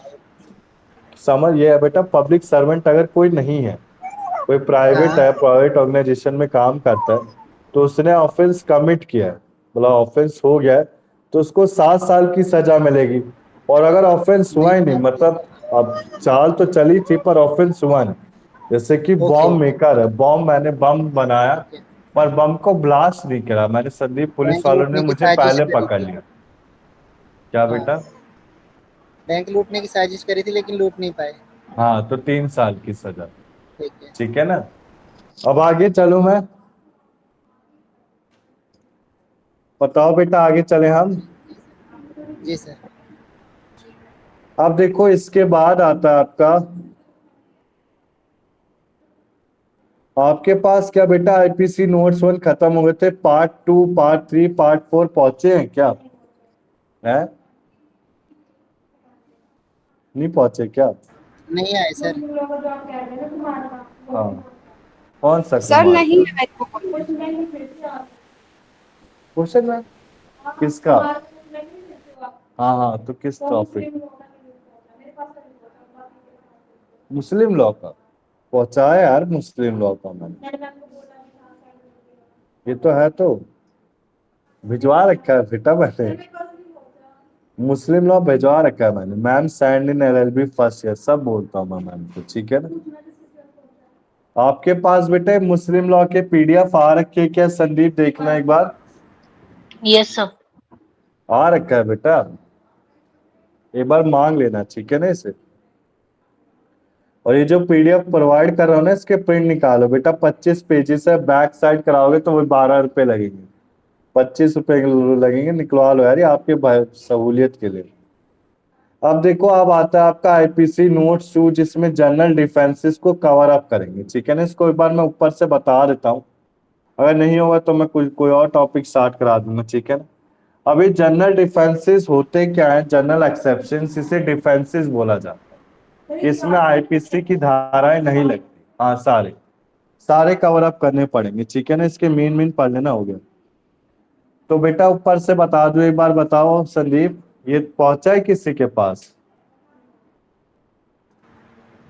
कल नो मैंने सर। बैठ के आपके आईपीसी की इतनी मेहनत की है ना, मुझे ही पता है।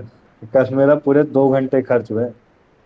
इसमें देखो, इसमें 27 पेजेस है। सेकंड में बेटा नोट्स 3 में कितने हैं? 31 पेजेस है। इसको डिटेल में समझाया ना। और नोट 4 में 38 पेजेस है। कितने? 38 है। तो बेटा ये देखो आप, अभी प्रोवाइड, एक मिनट मैं यार रुको यार, तो मैम से, मैम आए अभी समझा दूं, अभी क्लास के खत्म होने पे कर दूं, चलेगा क्या? अभी कराऊं?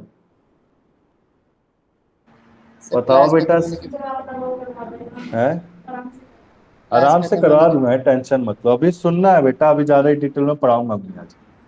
देखो आप, अब देखो ये संदीप, ध्यान से समझेंगे हम। जो जनरल एक्सेप्शन एक डिफेंसेस है, मतलब कि जनरल एक्सेप्शन क्या होते हैं, what is the meaning of exception? जहां पे आपका रूल एप्लीकेबल नहीं होता है। तो यहाँ पे क्या होगा, आपकी आईपीसी की धाराएं नहीं लगेगी, आईपीसी की सेक्शन एप्लीकेबल नहीं होंगी। क्लियर है ना यहाँ तक? तो बेसिकली आपको कहाँ से कहाँ तक पढ़ना है बेटा? यहाँ तक पढ़ना है, तो मैं आज आपको एक्सीडेंट तक पढ़ा दूंगा, ठीक है ना? क्लियर है बेटा? बताओ।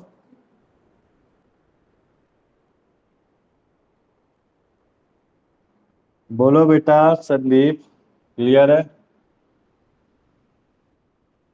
जी सर। अब देखो, कभी मैंने मिस्टेक ऑफ फैक्ट, मिस्टेक से कोई क्राइम ऑफेंस किया है तो मेरे ऊपर आईपीसी एप्लीकेबल नहीं होगा।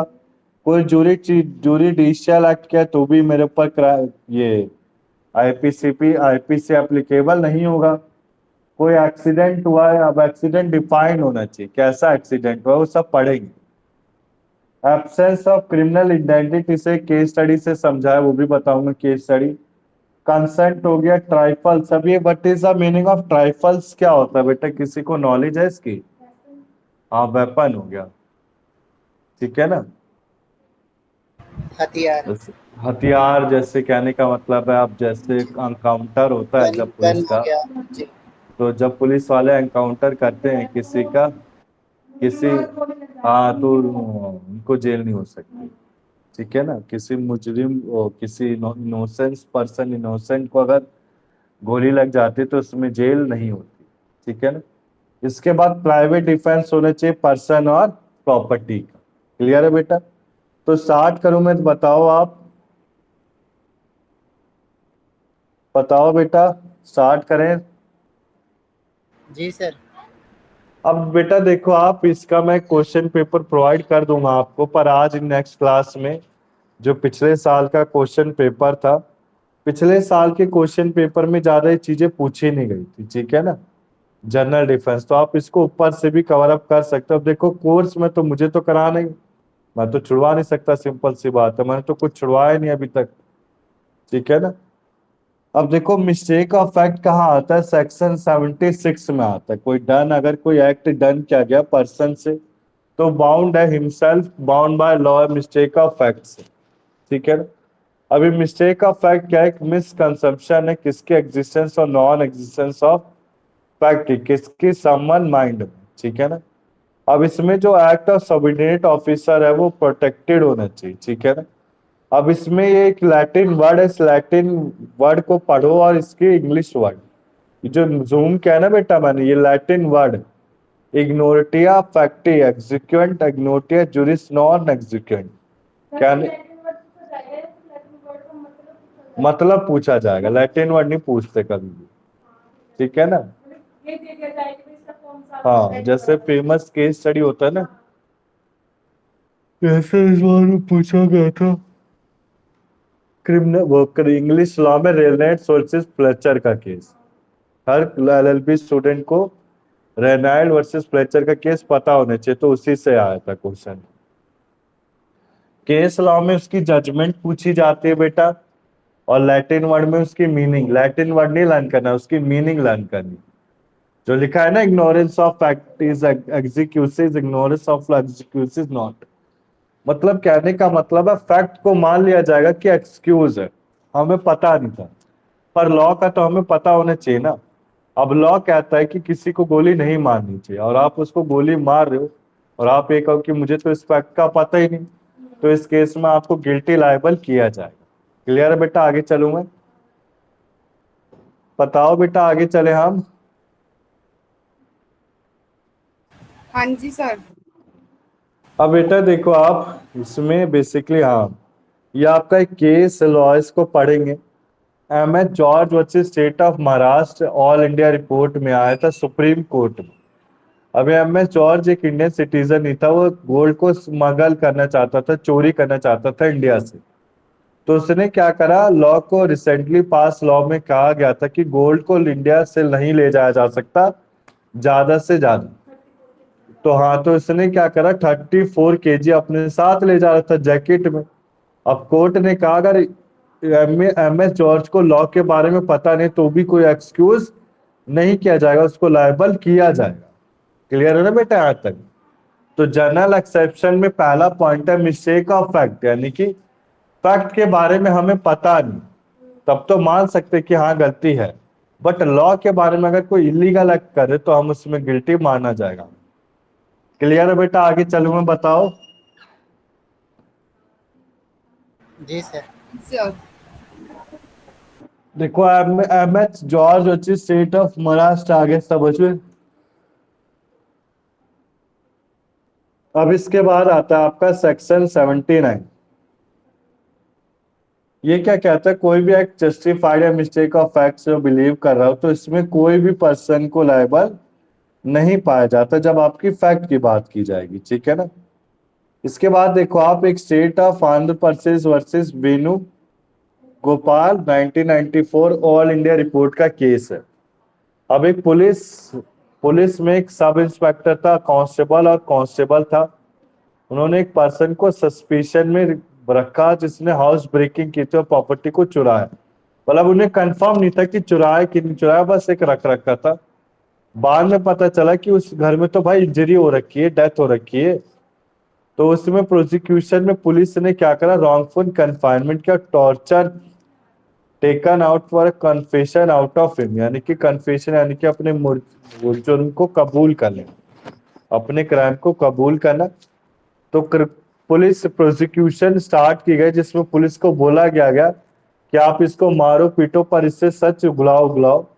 तो ट्रायल कोर्ट ने कन्विक्टेड किया, पुलिस को रोका गया ट्रायल कोर्ट के तहत क्योंकि पुलिस एक तरह से गलत कर रही थी। तो हाई कोर्ट ने एक डिफेंस प्रोवाइड किया गया सेक्शन 79 में कि जो भी होगा वो इन्वेस्टिगेशन के बाद होगा। क्लियर है ना बेटा यहाँ तक। तो देखो आप पहला जो आपका क्या था, आपका पहला मिस्टेक ऑफ फैक्ट है ना जनरल एक्सेप्शन। दूसरा क्या है, जुडिशियल एक्ट यानी कि इन्वेस्टिगेशन से किया जाए, ठीक है ना। एक जनरल एक्सेप्शन है, आप किसी इन्वेस्टिगेशन के बाद ही किसी को अरेस्ट कर सकते हैं। तो सुप्रीम कोर्ट ने कहा हाई कोर्ट की बात रखते हुए कि टॉर्चरिंग कोई प्रोसेस नहीं है इन्वेस्टिगेशन का, मारना पीटना टॉर्चर करना कोई इन्वेस्टिगेशन का प्रोसेस नहीं है। यहां तक क्लियर है बेटा, आगे चलूं मैं।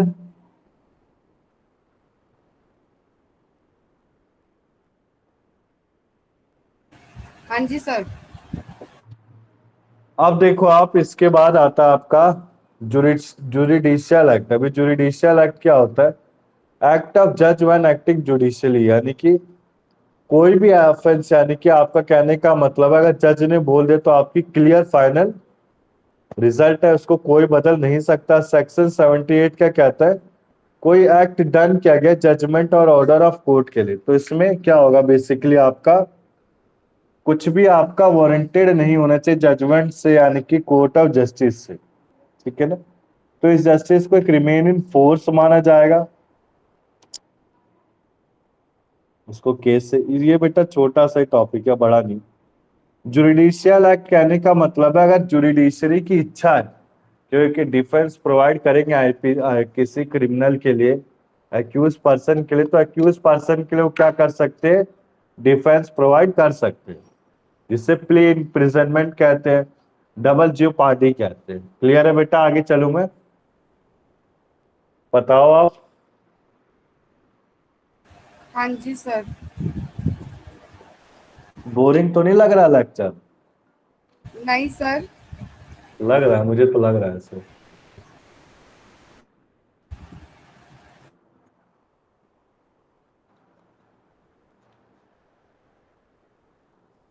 बताओ बेटा, बोरिंग लग रहा है आपको संदीप, दिव्या? नहीं सर।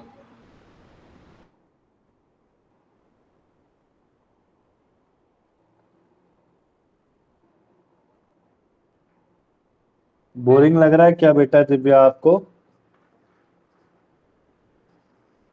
No sir. लग रहा है, मुझे तो लग रहा है बेटा आवाज से लग रहा है। निकिता आपको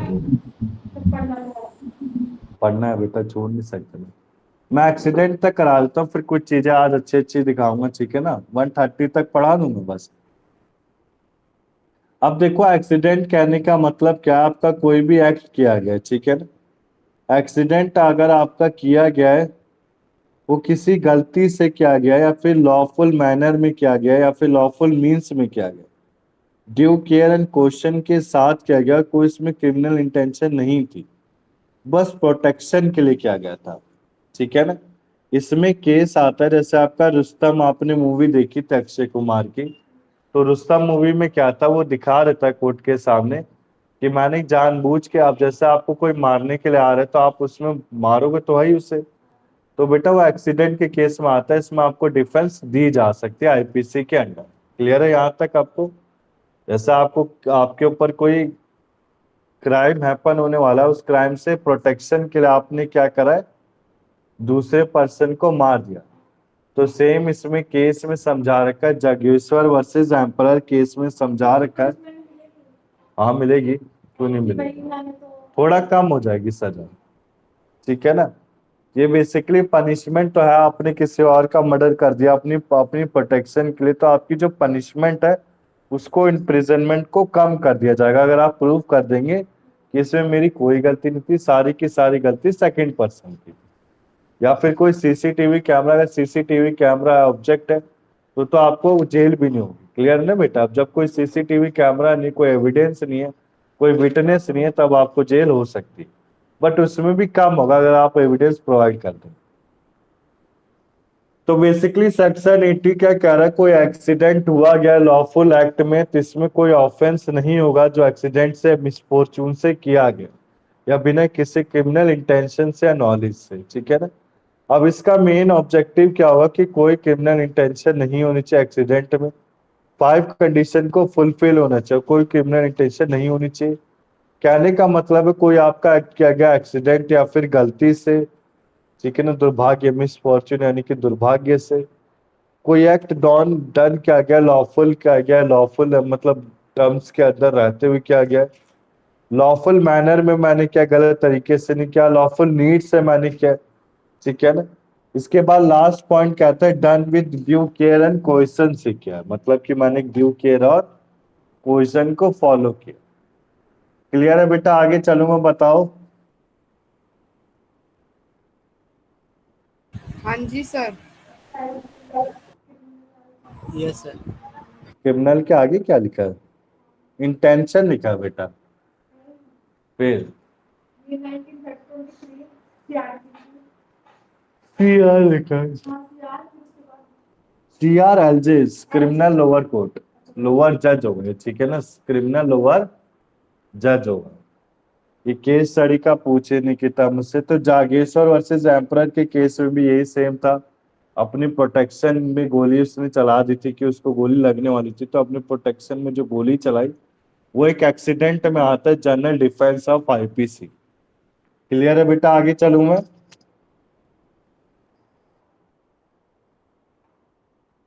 बोलो बेटा, आगे चले हम। हाँ जी सर। अब इसके बाद देखो आप, जनरल एक्सेप्शंस फिर आ गए, मतलब जो थोड़ा सा टॉपिक था वो आपका यहीं तक था, आपको 3 चीजें पढ़नी थी। कौन कौन सी मिस्टेक ऑफ फैक्ट की, जुडिशियल एक्ट की, एक्सीडेंट की, ठीक है ना। अब इसके बाद आता है absence of criminal intent. Criminal intent कहने का मतलब क्या हो, अभी आपको एक डायग्राम दिखाया जा रहा होगा कि एक रेलवे ट्रैक है, रेलवे ट्रैक में 5 बंदों को बांध रखा और एक बंदे को अलग से बांध रखा है। तो आपको एक पुलिंग, आपके पास एक ऑप्शन है, या तो आप एक बंदे की जान लो या फिर 5 लोगों की जान लो। तो मैंने एक बंदे की जान को करते हुए 5 बच्चों की जान को बचा ली, तो ये मेरा क्या होगा, जनरल डिफेंस होगा, ठीक है ना। तो आपकी डिसीजन होगी कि आप किसको पुल करोगे, रेलवे ट्रैक को दूसरे ट्रैक से पुल करोगे तो पहला पर्सन मरेगा या फिर 5 लोगों की जान एक साथ जाएगी। तो ये किस में आएगा, एब्सेंस ऑफ क्रिमिनल इंटेंट में आएगा। क्लियर है बेटा यहाँ तक? तो बेसिकली आपको क्या बोल रखा है सेक्शन 181 में कि कोई भी एक्ट हार्म कर रहा है बिना किसी क्रिमिनल इंटेंट के और प्रिवेंट कर रहा है अदर हार्म्स, तो बेसिकली किस में आएगा, एब्सेंस ऑफ क्रिमिनल इंटेंट में आएगा। क्लियर है बेटा? तो इसमें कोई भी ऑफेंस नहीं होता आपका किसी नॉलेज से कि हार्म पहुंचा रहा है, कोई भी डन अगर किया जा रहा है विदाउट एनी क्रिमिनल इंटेंशन से कि को हार्म को कॉज करे, good faith for the purpose of preventing other harm to person और प्रॉपर्टी। यहाँ तक क्लियर है? तो कहने का मतलब है नेसेसरी नोज नो लॉ, यानी कि नेसेसरी को पता नहीं होने चाहिए लॉ के बारे में। क्लियर है यहाँ तक? बोलो बेटा, आगे चलूं मैं। हाँ जी सर। बोलो संदीप।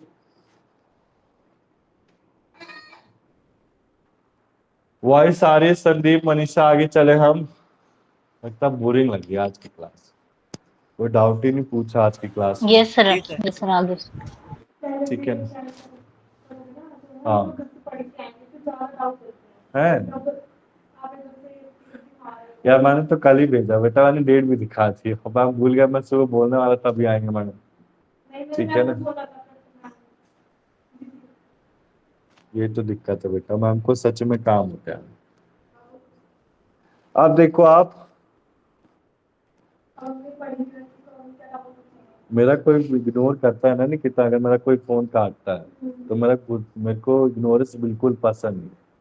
तो मैम ने मेरा कई बार फोन काटा तो मैं कुछ नहीं बोलता क्योंकि बंदा बिजी है। ठीक है ना, तो देखो आप, सेक्शन 82 आता है, कोई act of children voice under 7 years of age. तो इसमें क्या होगा बेटा, आपका कोई ऑफेंस नहीं है क्योंकि ये 7 साल के बच्चे में। आज मैं जुवेनाइल जस्टिस एक्ट पढ़ा रहा था बेटा LLB सेकेंड ईयर में। ये CRPC में आता है, जुवेनाइल जस्टिस एक्ट 2015। और उसके साथ एक ऑफेंडर एक्ट आता है 1958। बेसिकली जो बेटा आप LLB फर्स्ट ईयर कर रहे हो ना, ये एक तरह से कटोरी है, कटोरी में खलवा है, बहुत इजी से आप ईट कर सकते हो। बट LLB सेकेंड ईयर और थर्ड ईयर में क्या होता है, एक एक्ट के अंदर 3-4 एक्ट भर देते हैं। ठीक है ना, अब जैसे मैं आपसे बोलूंगा एक स्पेसिफिक रिलीफ एक्ट है, नहीं, स्पेसिफिक कॉन्ट्रैक्ट एक्ट है। स्पेसिफिक कॉन्ट्रैक्ट एक्ट में मैंने आपको LLB की फर्स्ट ईयर क्लासेस में समझाया था कि उसमें आपका क्या क्या आ सकता है, क्या क्या आ सकता है। आपका बेलमेंट आ सकता है, प्लेज आ सकता है, एजेंसी आ सकता है, इंडेमनिटी आ सकता है, गारंटी आ सकता है, 5 चीजें आती।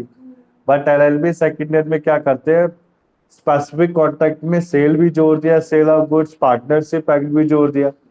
प्रॉपर्टी लॉ एक चैप्टर आएगा, प्रॉपर्टी लॉ में ट्रांसफर प्रॉपर्टी एक्ट भी जोड़ रखा है, इजमेंट भी जोड़ रखा है। ठीक है ना, सिविल प्रोसीजर कोड में सिविल प्रोसीजर के बारे में पढ़ो, लिमिटेशन के बारे में पढ़ो। तो काफी चीजें डिटेल में पढ़नी पड़ेगी आपको LLB सेकेंड और थर्ड ईयर दोनों।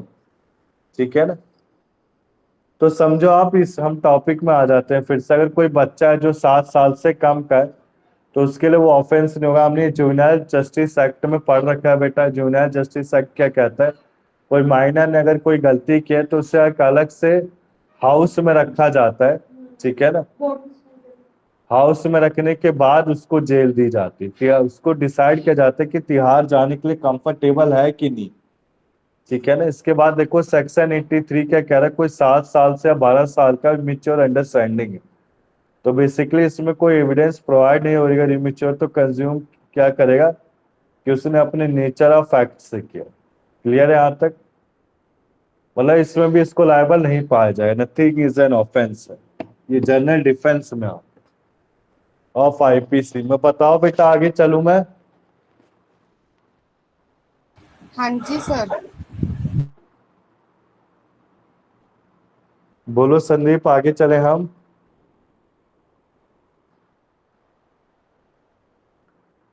अब देखो इसके बाद आता है आपका सेक्शन, कोई एक्ट हुआ, पर्सन अनसाउंड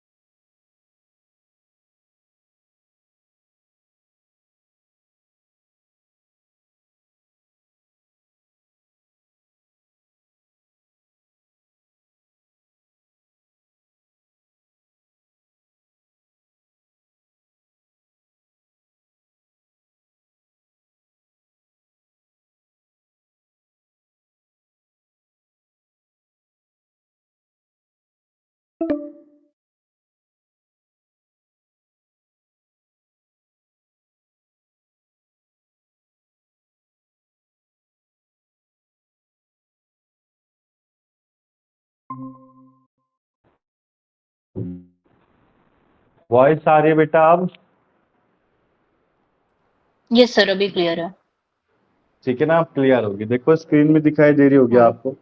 तो बेसिकली हाउस ऑफ लॉर्ड्स क्या होता है बेटा, कोई बताएगा मुझे what is the meaning of house of Lord's?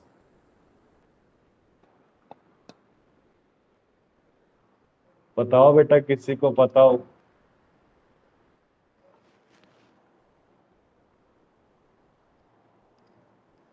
बोलो। Sir house of lord, sir house of parliament को बोलते हैं बस। House of lord is a, जैसे आपका सुप्रीम कोर्ट होता है सर इंडिया जहाँ में। पे जजेस बैठते होंगे उसको बोलते हाँ, होंगे ना, ये बेसिकली उनको माय लॉर्ड इंग्लैंड नहीं में बोलते। यूज किया जाता है, ठीक है ना। हम्म।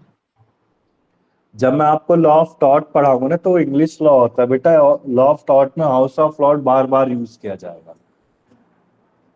तो देखो I am not ma'am, house of Lord English England में यूज किया जाता है, इंग्लैंड के कोर्ट को हाउस ऑफ लॉर्ड्स बोलते हैं, ठीक है ना। जैसे इंडिया के कोर्ट को supreme court, high court, district court बोलते हैं ना, वैसे। तो देखो M Naghten case House of Lords का बेसिकली क्या है कि डैनियल एम नॉटिगन क्या था, उसको डायल्यूशन की बीमारी थी। डायल्यूशन यानी कि गजनी, देखिए मूवी किसी ने बेटा, जो गजनी भूल जाता था 2 मिनट के बाद सब कुछ। देखिए यस सर। सर, मुझे उसकी कटिंग अच्छी लगती थी बेटा, हमारे स्कूल में बच्चे ने कटिंग करा दी थी, उसे टकला कर दिया था फिर।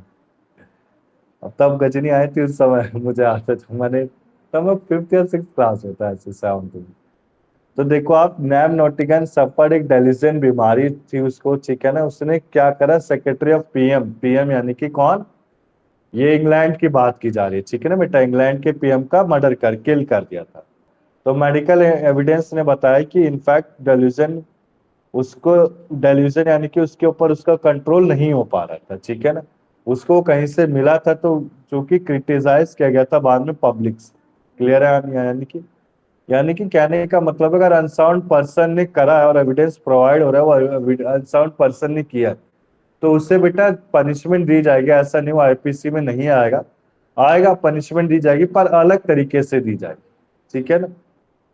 तो बेसिकली प्रिंसिपल डिवाइस किया गया सेक्शन 84 आईपीसी में, इसमें क्या क्या बताया गया, सारे के पर्सन अज्यूम होते हैं सेम के लिए, ठीक है ना। क्लियरली प्रूफ किया गया है कि कमीशन ऑफ क्राइम होना चाहिए, ठीक है ना। उसको अगर जब नेचर क्वालिटी पता नहीं है, तो उसको पता नहीं क्या गलत वो कर रहा है।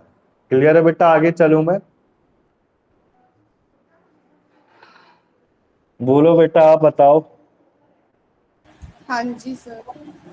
तो हमने अभी क्या पढ़ा, मैंने आपको क्या क्या पढ़ाया, हमने पढ़ लिया। देखो आप, मिस्टेक ऑफ फैक्ट किया, जुडिशियल एक्ट किया, एक्सीडेंट किया, एब्सेंस ऑफ क्रिमिनल इंटेंट किया। अब आता आपका कंसेंट और ट्राइफल्स करते, ठीक है ना।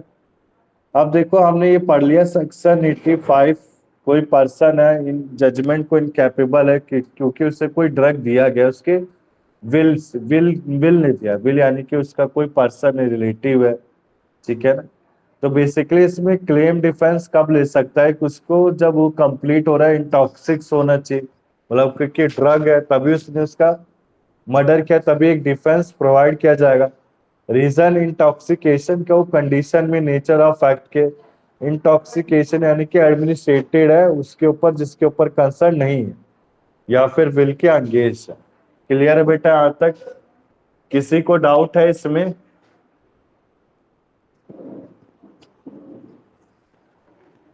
बताओ बेटा, डाउट है इसमें?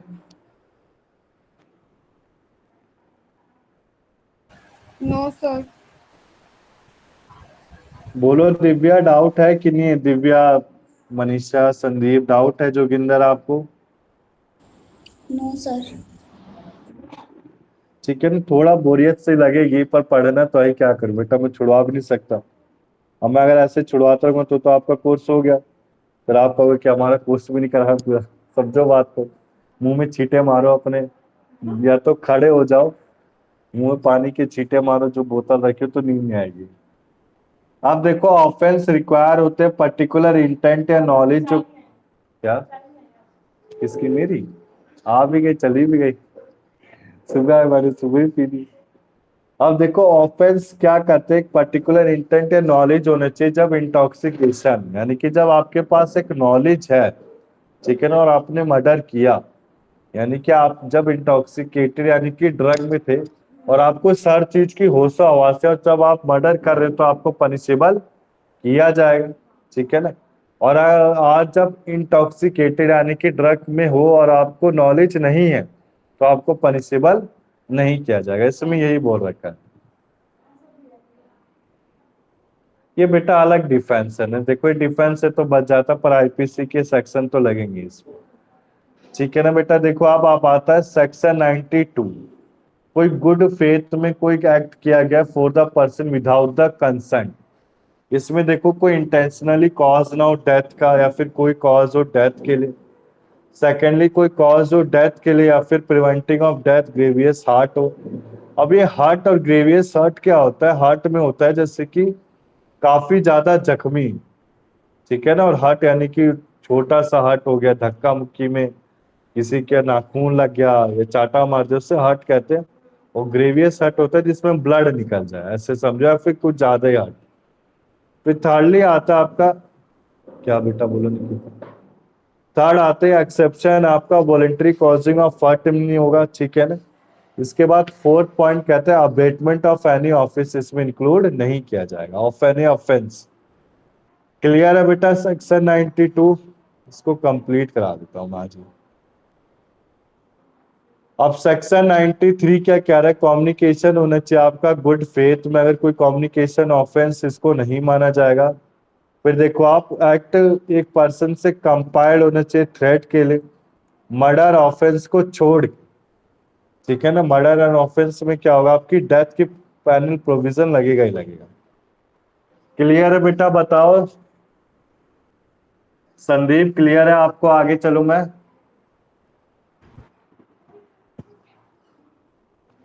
जी सर। पक्का आ रहा है ना बेटा संदीप, नहीं आ रहा तो मैं कुछ और करा दूंगा, मुझे कोई दिक्कत नहीं है, बस 15 मिनट और पढ़ा दूं, फिर कुछ और करा दूंगा आखिरी के 10-15 मिनट में। बोलो बेटा।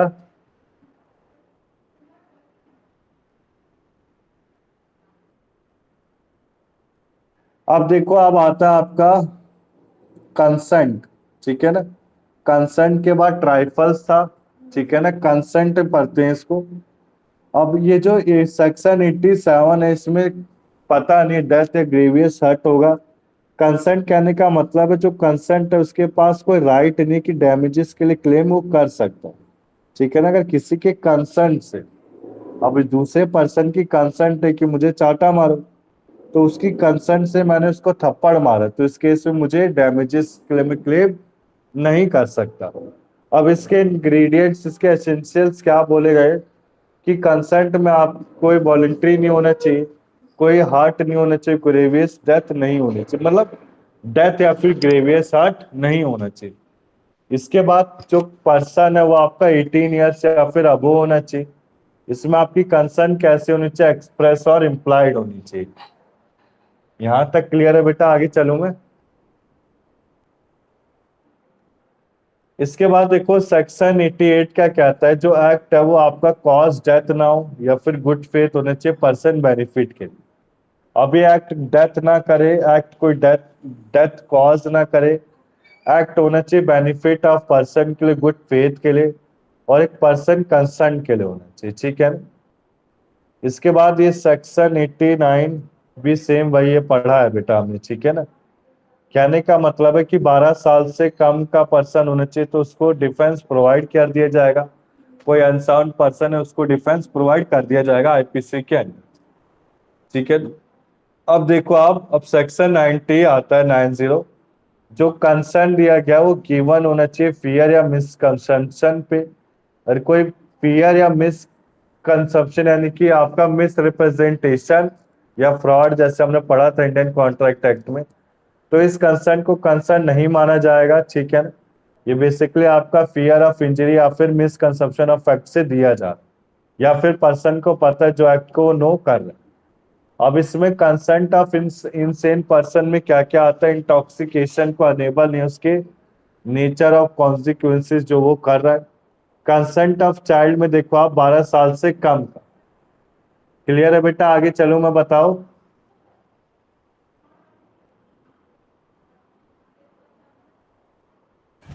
हाँ जी सर।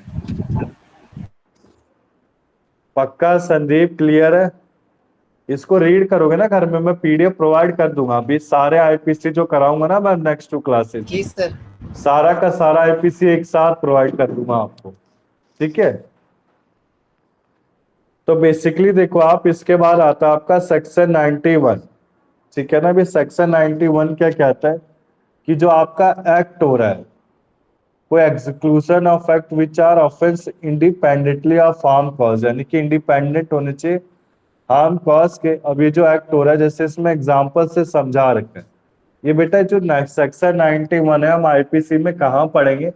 जब आपका एक सेक्सुअल हरासमेंट हम पढ़ेंगे, ठीक है ना? उसके बाद रेप पढ़ेंगे, सिडोमी पढ़ेंगे, ठीक है ना? मिस अप्रोप्रिएशन पढ़ेंगे, उसमें सारी चीजें आएंगी, ठीक है ना? तो आईपीसी में हम सारी चीजों को डिटेल में कवर करें।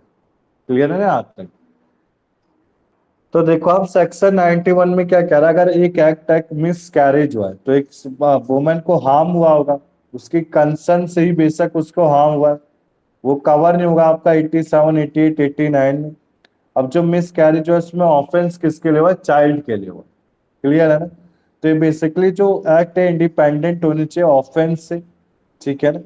अभी जो मिस कैरेज हो रहा है, ये हार्म जो हो रहा है, basically medical termination of pregnancy act 1971 में आता है। क्लियर है बेटा? अब इसके बाद देखो सेक्शन 87, 88, 89, 90, 91, इसको थोड़ा डिफाइन बता रखा है जो हमने पढ़ा भी।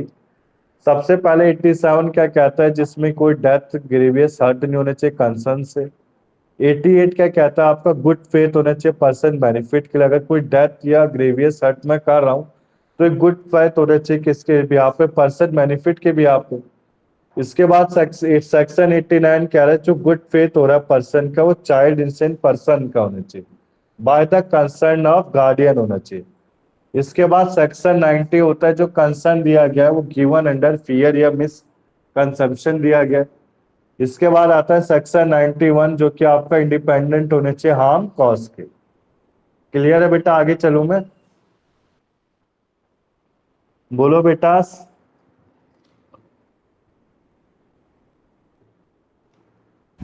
हाँ जी सर। अब ये लास्ट के कुछ पेजेस हैं, इसको भी कवर अप कर ही लेते हैं, ठीक है ना? कराऊं कि ना कराऊं? बोलो, थक गए इसी में। सर करा दीजिए। बोलो बेटा, फिर खत्म हो जाएगा ना आईपीसी नोट्स 2 आपका पूरा कंप्लीट हो जाएगा। समझो मेरी बात है, आपका कोर्स अभी पेंडिंग है। हाँ कॉन्स्टिट्यूशनल लॉ बड़ा है बेटा आपका, ठीक है जी। ना? अब देखो प्राइवेट डिफेंस कुछ प्रोवाइड किए जाते हैं आपके सेक्शन 96 से 106 में डिफाइंड है। अभी प्राइवेट डिफेंस कौन कौन से होते हैं? मन्नी Khan versus state all India report, इसमें क्या बोला गया है देखो आप, एक सफिशिएंट टाइम होना चाहिए रिकोर्स पब्लिक अथॉरिटीज के लिए, एक रीजनेबल अप्रिसिएशन होना चाहिए हार्ट ग्रेवियस हार्ट का death to person damage to the property, एक फोर्स यूज हो या हार्म कॉज हो रीजनेबल नेसेसरी के लिए। यह आपका किस में आता है? Rakesh versus state of Maharashtra में आता है। क्लियर है बेटा? आगे चलूं मैं? मतलब एक प्राइवेट डिफेंस की बात की गई है, ठीक है ना? इसको इधर डिटेल में पढ़ेंगे हम। मेरे को मैं चार्ट से बताता हूँ, ऐसा तो पूरा दिमाग खराब हो जाएगा। ये देखो, ये प्राइवेट डिफेंस कुछ ऐसे है बेटा, ठीक है ना?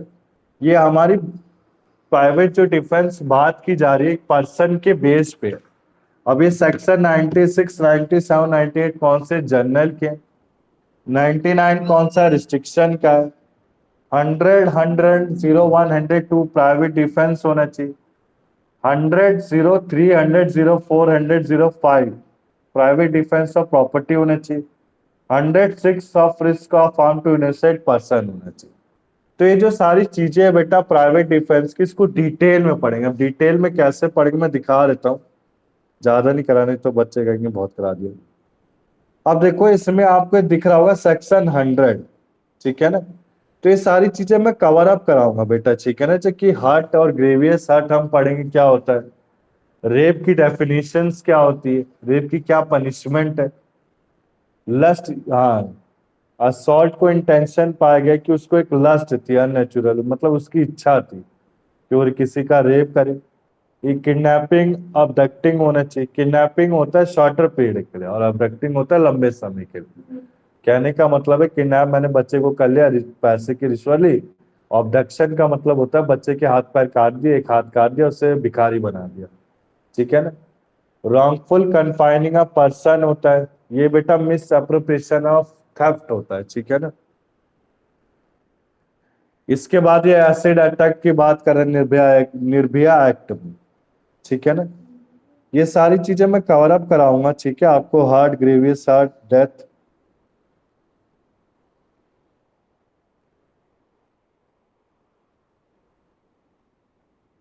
तो आप देखो मैं करा ही देता हूँ यार पूरा कंप्लीट, क्यों वो करना। सेक्शन 96 क्या कहता है, आपका राइट होना चाहिए प्राइवेट डिफेंस के लिए। सेक्शन 97 क्या कहता है, एक प्राइवेट डिफेंस बॉडी या फिर प्रॉपर्टी को होनी चाहिए, उसमें आपकी खुद की बॉडी या किसी और पर्सन की बॉडी होनी चाहिए, प्रॉपर्टी खुद की होनी चाहिए, प्रॉपर्टी खुद की होनी चाहिए, फिर प्रॉपर्टी जो थेफ्ट हो गई मूवेबल और रिमूवेबल प्रॉपर्टी। इसमें हम थेफ्ट और डकैती भी पढ़ेंगे, ठीक है। इसके बाद सेक्शन 98 क्या कहता है, अगर पर्सन मिस्टेक ऑफ फैक्ट करत सेक्शन, ये बेटा सेक्शन लर्न कर लेना आप, ठीक है ना। इसका अंदर डिफाइन मत करना, बट ये जो सेक्शन है सारे इसको अच्छे से कवर अप करके जाना एग्जाम। कोई डॉली इम्पैक्सिक दे रखा है, ठीक है ना, प्रोटेक्टेड अंडर डॉली, ये बेटा जुवेनाइल जस्टिस की बात कर रहे हैं। डॉली इन इन कैपेक्स मतलब डॉली इन कैपेक्स यानी जुवेनाइल जस्टिस की बात की जा रही। तो सेक्शन 76 से 79 मिस्टेक ऑफ पर्सन का है। अंडरस्टैंडिंग की इमेच्योर हो तो सेक्शन 83 में आएगा। कोई इंसोइन पर्सन है तो सेक्शन 84 में आएगा। कोई पर्सन को वॉलंटरी इंटॉक्सिकेटेड नहीं किया गया तो सेक्शन 85 में आएगा। क्लियर है बेटा, आगे चलूं मैं। हाँ जी सर। बताओ बेटा, मनीषा वॉइस आ रही है, मनीषा, संदीप, दिव्या। जी सर आ रही है। मन नहीं है क्या बेटा पढ़ने का, मैंने करा ही दिया, समझो बात को। नहीं मेरी आ रहा है मजबूरी सर। से यार, समझो मेरी, पता है रीजन क्या, आपका कोर्स भी कराना है यार। अब मैं ऐसे अगर डिले करता रहूंगा तो कोर्स नहीं होगा आपका, छूट जाएगा फिर कोर्स। फिर जी आप सर मुझे बोलोगे कि सर ने कम कोर्स टाइम छुड़वा रह गया दिया। अभी सर। समझो 2 यार मंथ्स बात रह को गए। मेरी। अभी हमने जो आईपीसी के पार्ट 1 पार्ट 2 कर दिए, पार्ट 2 खत्म होने वाला है, बस पार्ट 3 पार्ट 4 आपको पहुंच जाएगा आपके पास, ठीक है ना। पार्ट 3 पार्ट 4 हम नेक्स्ट क्लास में कवर अप करने की कोशिश करेंगे। फिर आपका बेटा जो बुक रह जाएगी वो इंग्लिश लॉ ऑफ टॉट रह जाएगी और कॉन्स्टिट्यूशनल लॉ रह जाएगी। कॉन्स्टिट्यूशनल लॉ थोड़ा बड़ा, मैं अच्छे से एक्सप्लेन करूंगा कि लाइफ टाइम याद रहे आपको। अब देखो कॉन्स्टिट्यूशनल लॉ के लिए बेटा मैंने पूरा 1 महीना रखा हुआ इसी के लिए, ठीक है ना। अब हमारे पास गिन के 2 महीने ही है, जून और जुलाई पूरा। अगस्त मान लो 1-2 हफ्ता, और उससे ज्यादा क्या ही क्लास ले पाऊंगा मैं आपकी, ठीक है ना। अगर मान लो सितंबर से एग्जाम में, 1 सितंबर से, तो अगस्त पूरा ले लूंगा मैं रिवीजन के लिए, ठीक है ना। तो सेक्शन 99 क्या कहता है, जो एक्ट है वो आपके इसके पास कोई प्राइवेट डिफेंस नहीं होना चाहिए। इसमें एक सफिशिएंट टाइम होना चाहिए, पब्लिक अथॉरिटीज के पास रीजनेबल नेसेसरी नहीं है फोर्स हार्म करना। एक रीजनेबल, ये जो हम पढ़ रहे हैं ना बेटा सेक्शन 99, इसको डिटेल में मैं पढ़ाऊंगा किसमें, हार्ट एंड ग्रेवियस हार्ट में, आईपीसी नोट 3 में करेंगे हम, ठीक है ना। जो आईपीसी का नोट 3 है, पीडीएफ तीसरा भेजेंगे हम, भेजा है मैंने, उसमें आपका murder, homicide murder, hurt, grievous hurt, assault, ये सारी चीजें करेंगे, ठीक है ना। देखो तो पब्लिक सर्वेंट और कोई डन किया गया पब्लिक सर्वेंट के डायरेक्शन से, तो बेसिकली इसमें कोई राइट नहीं होता पब्लिक प्राइवेट डिफेंस का, ठीक है ना, डेथ और ग्रेवियस हर्ट के लिए। इसमें कंडीशन होनी चाहिए, पर्सन को पता होना चाहिए कि जो आपका एक्ट किया गया पब्लिक सर्वेंट से किया गया, और इसमें अथॉरिटी प्रूफ डिमांड करनी चाहिए। क्लियर है बेटा यहां तक। अब देखो आपका जब कोई डेथ कॉज कर रहा है तो इसमें प्राइवेट डिफेंस क्या क्या होता है। सबसे पहले डेथ के लिए एक ग्रेवियस हर्ट, ये सब डिटेल में मैं कवर अप कराऊंगा, इसको ऊपर से रीड आउट कर लो। ठीक है ना। अगर आप किसी को डेथ करे तो प्राइवेट डिफेंस कहाँ कहाँ ले सकते हो बॉडी का? सबसे पहले डेथ में ले सकते हैं, ग्रेवियस हर्ट में ले सकते हैं, रेप में ले सकते हैं, ठीक है ना। रेप के बाद ग्रेटिफाइंग, मेरी कोई अननेचुरल लस्ट है, इसको गूगल कर लेना, ठीक है ना। आपको पता होगा अननेचुरल लस्ट क्या होता है, काम वासना होती है। तो मेरी कोई वासना है, मेरी वो फुलफिल नहीं हो रही, ग्रेटिफाई नहीं हो रही, इसी के लिए मैं बार बार किसी का रेप कर रहा हूँ, ठीक है ना। तो इसमें प्राइवेट डिफेंस एप्लीकेबल नहीं होती है, असॉल्ट माना जाता है। कोई किडनैपिंग क्या, अबडक्शन क्या है, कोई रॉन्गफुल कंफाइनिंग अ पर्सन क्या है, ठीक है ना। इसके बाद मैंने कोई एक्ट ऑफ थ्रो किया जिसमें मैंने एसिड अटैक किया। एसिड अटैक करने का मतलब है एक अटेम्प्ट किया है जिसमें मैंने किसी के ऊपर एसिड फेंका। ऐसे निर्भया एक्ट में से अमेंड किया गया था। मैं रेप में पढ़ाऊंगा बेटा, ठीक है ना। जब रेप का टॉपिक आएगा ना तो रेप के एक प्रॉपर डेफिनेशन पढ़ेंगे, सेक्सुअल हरासमेंट क्या होता है वो भी पढ़ेंगे, ठीक है ना। ठीक है ना। एक टॉपिक आता है मैं प्रोनाउंसिएशन में मुझे दिक्कत होती है उसमें, वेरिज्म जब आएगा ना वी से, वेरिज्म होता है वो टेकिंग होता है, स्टॉकिंग यानी कि देखना, तो अलग चीज है। वो सारी चीजें कवर अप करेंगे हम आईपीसी में। अब देखो सेक्शन 101 में क्या बोल रखा है कि कोई सा भी हार्म हो रहा है डेथ फॉर ऑफेंस के लिए, ये आपका सेक्शन 100 रिस्ट्रिक्शन में नहीं आएगा। 102 में कमेंसमेंट होना चाहिए प्राइवेट डिफेंस का। क्लियर है बेटा यहां तक? अब देखो अगर आपने कोई डेथ को कॉज किया है प्राइवेट डिफेंस ऑफ प्रॉपर्टी के लिए, तो बेसिकली इसमें क्या क्या आता है सेक्शन 103 में? सबसे पहले रॉबरी आएगा, फिर आपकी हाउस ब्रेकिंग नाइट कोई करा है, ठीक है ना। इसके बाद देखो आप मिसचीफ बाय फायर हो गया, theft, mischief, house trespass, house को मतलब हाउस को घुस के चोरी करना। तो बेसिकली ये सारी जो कंडीशंस है आपकी, मैंने रॉबरी की, हाउस ब्रेकिंग की, तो इसमें मैं प्राइवेट डिफेंस के लिए अवेल नहीं कर सकता हूँ। मतलब मैं कहूँ मैंने प्राइवेट डिफेंस के लिए तो ऐसा एप्लीकेबल नहीं होगा मेरे साथ। फिर आता है आपका सेक्शन 104, 105। 104 क्या कहता है? एक हार्म जो डेथ को कर रहा है, जो कि आपका 103, 99 में नहीं आता। इसके बाद आता है सेक्शन 105, इसमें कमेंसमेंट होना चाहिए प्राइवेट डिफेंस ऑफ प्रॉपर्टी। यहां तक क्लियर है बेटा? फिर आपका लास्ट है, ये खत्म है बेटा, इसके बाद कुछ पीडीएफ नहीं है, ठीक है ना। ये लो मैं ऐसे करके दिखा देता हूँ, ऐसे ये नहीं हो रहा नीचे, ठीक है ना। तो बेसिकली प्राइवेट डिफेंस इसके सेक्शंस को रीड कर लेना अच्छे से।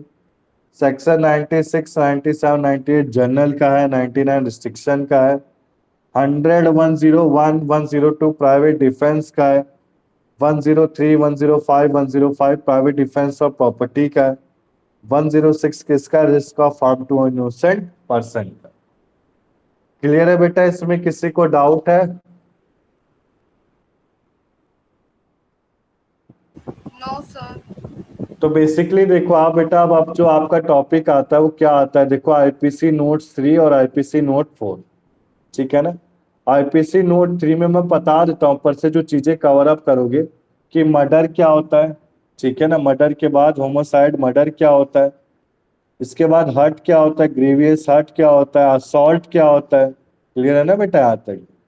क्रिमिनल फोर्स बैक्ट्री क्या होती है, सेक्सुअल हरासमेंट क्या होता है इसमें पढ़ेंगे हम, स्टॉकिंग क्या होता है। ये जो मैं वर्ड बोल रहा था ना बेवरेज, ये वो वर्ड है जो मैं वर्ड आपको बोल रहा था प्रोनाउंसिएशन के लिए, ये स्टॉकिंग का ही वर्ड है। बट इसमें क्या है, स्टॉकिंग करते समय हम किसी की वीडियो बना लेते हैं, किसी लड़की की वीडियो बना ली बस में, दिल्ली मेट्रो में, तो वीडियो बनाने में हमें कितना ये सब कुछ है बेटा। फन कन्विक्शन में 1 से 3 इयर्स की जेल होती है, और सब्सिक्वेंट उसके बाद भी हम पकड़े जा रहे तो 3 से 7 साल की होती है। ये सेक्शन के साथ सब मेंशन, ठीक है ना बेटा? यहाँ तक क्लियर है?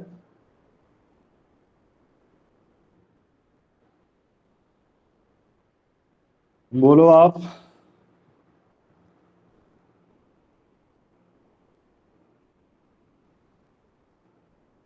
बोलो बोलो बेटा, वॉइस आ रही है सबको?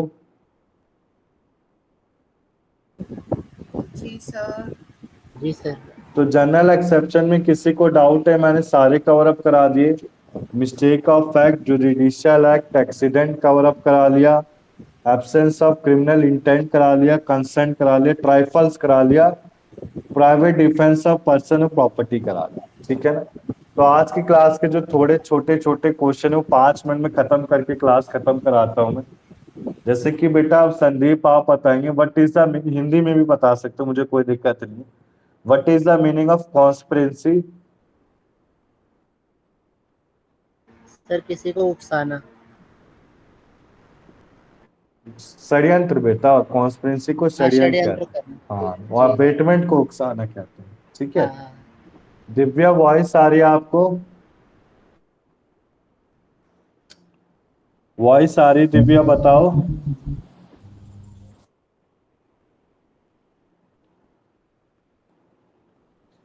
मनीषा वॉइस आ रही है बेटा आपको? Yes sir. ये what is the meaning of abetment क्या होता था बेटा?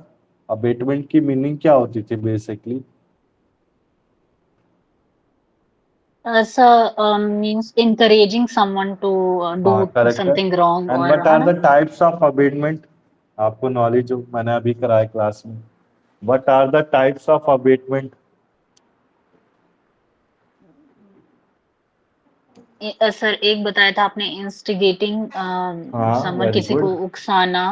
हाँ, दूसरा कंस्पिरेसी बताया था, करेक्ट है, करेक्ट। कंस्पायरिंग। करेक्ट है, हाँ। करेक्ट है बेटा। और एड, हमने 3 किए तीसरा थे था ना। इंटेंशनली किसी को वो करना, हेल्प करना या कुछ ऐसा। सबसे पहले था इंस्टिगेशन। इंस्टिगेशन में कोई कॉमन इंटेंशन नहीं होती थी। हम्म। इंस्टिगेशन के बाद आपका था अबेटमेंट। कॉन्स्पिरेंसी, कॉन्स्पिरेंसी क्या था? हम्म। कॉन्स्पायर करना। फिर लास्ट था हम्म। अबेटमेंट बाय एड था। एड कहने का मतलब एड, हाँ किसी एड वेपन, सॉरी। किसी वेपन का यूज करना। हम्म। ठीक है। हम्म।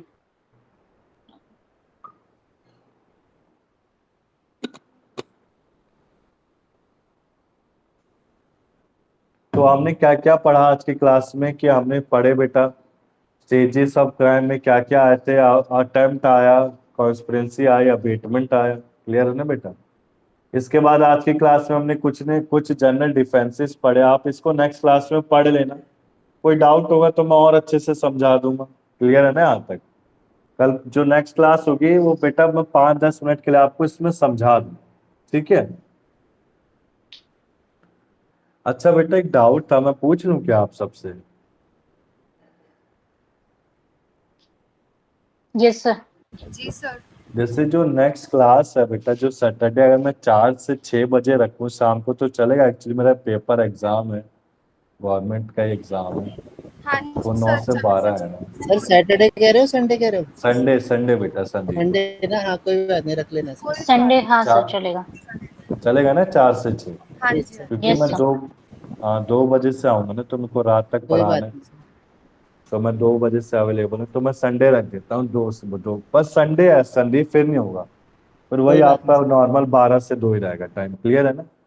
और देखो इस ये जो आपका जून का मंथ है, तो बेसिकली बेटा मेरा मॉर्निंग का स्कूल होता है, 2 आवर्स का ही है।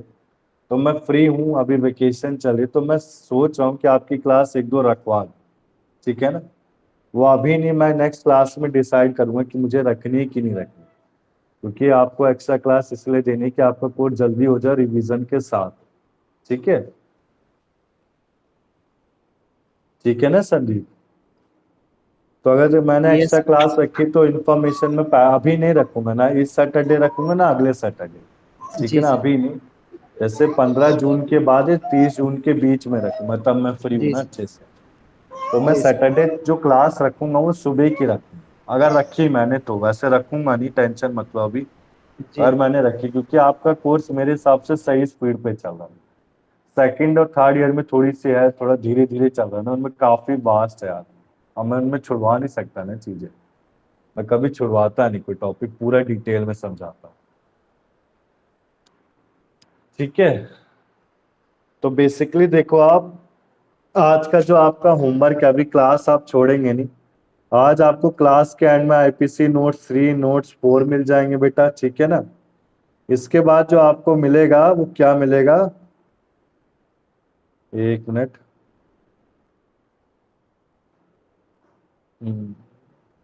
आईपीसी प्रोवाइड करना है।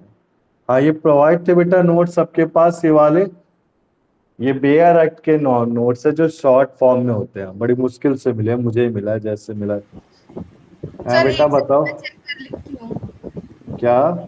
एक सेकंड में चेक कर लेती हूँ ये वाले नोट्स। हाँ चेक कर लो, ये तो मिले होंगे, तो मांग लो ना मैडम से बेटा, मांगो इससे, ठीक है ना। इसी के लिए मैं ना क्लास के एंड में दिखा के जाता हूँ कि नोट सर भेजो, है मैं तो ये बच्चे वाले को नोट्स। ये है ना, हाँ शिवानी हाँ को मिल जी। रखे हैं, मनीषा संदीप मिल रखे हैं आपको, दिव्या ये नोट्स, यस सर। तो इसको बेटा पढ़ लेना, ये बेयर एक्ट है, ठीक है ना, इसमें मैंने मेन सीरिया तक करा दिया था। फिर आपको मैंने पिछली क्लास में कुछ होमवर्क भी दिया था, मुझे याद है। होमवर्क क्या दिया था मैंने, ये पढ़ने के लिए दिया था, क्या, पनिशमेंट, क्लियर है ना? तो आज क्या पढ़ोगे आप, क्रिमिनल कॉन्स्पिरेंसी, सेम बेटा वही है, कुछ अलग नहीं, ठीक है ना, सेम का सेम क्रिमिनल कॉन्स्पिरेंसी, इसको रीड आउट कर लेना। अब जितनी भी क्लासें होंगी ना, मैं आपको एक ये बेयर एक्ट के नोट्स दूंगा और एक अपने नोट्स जो कि प्रॉपर बहुत इजी बच्चों वाली लैंग्वेज में, जो जल्दी से जल्दी हो जाए, ठीक है ना। इसमें काफी अच्छे से समझाया, तो इसको पढ़ लेना, इसमें काफी चीजें छूट भी रखी हैं, ठीक है ना, ऐसे जनरल डिफेंस नहीं है, ये है बस भाई पढ़ने के लिए सही है तो मैंने निकाल दिया। क्लियर है ना आज तक, इसमें चीटिंग, फिर मिस अप्रोप्रिएशन, थेफ्ट, ये सब होगा। हाँ डिसऑनेस्टी यही है, फॉर्जरी है, इसको भी साथ साथ में पढ़ लेना, मैं इसको कराऊंगा नहीं, ठीक है ना, पर पढ़ लेना, ठीक है संदीप।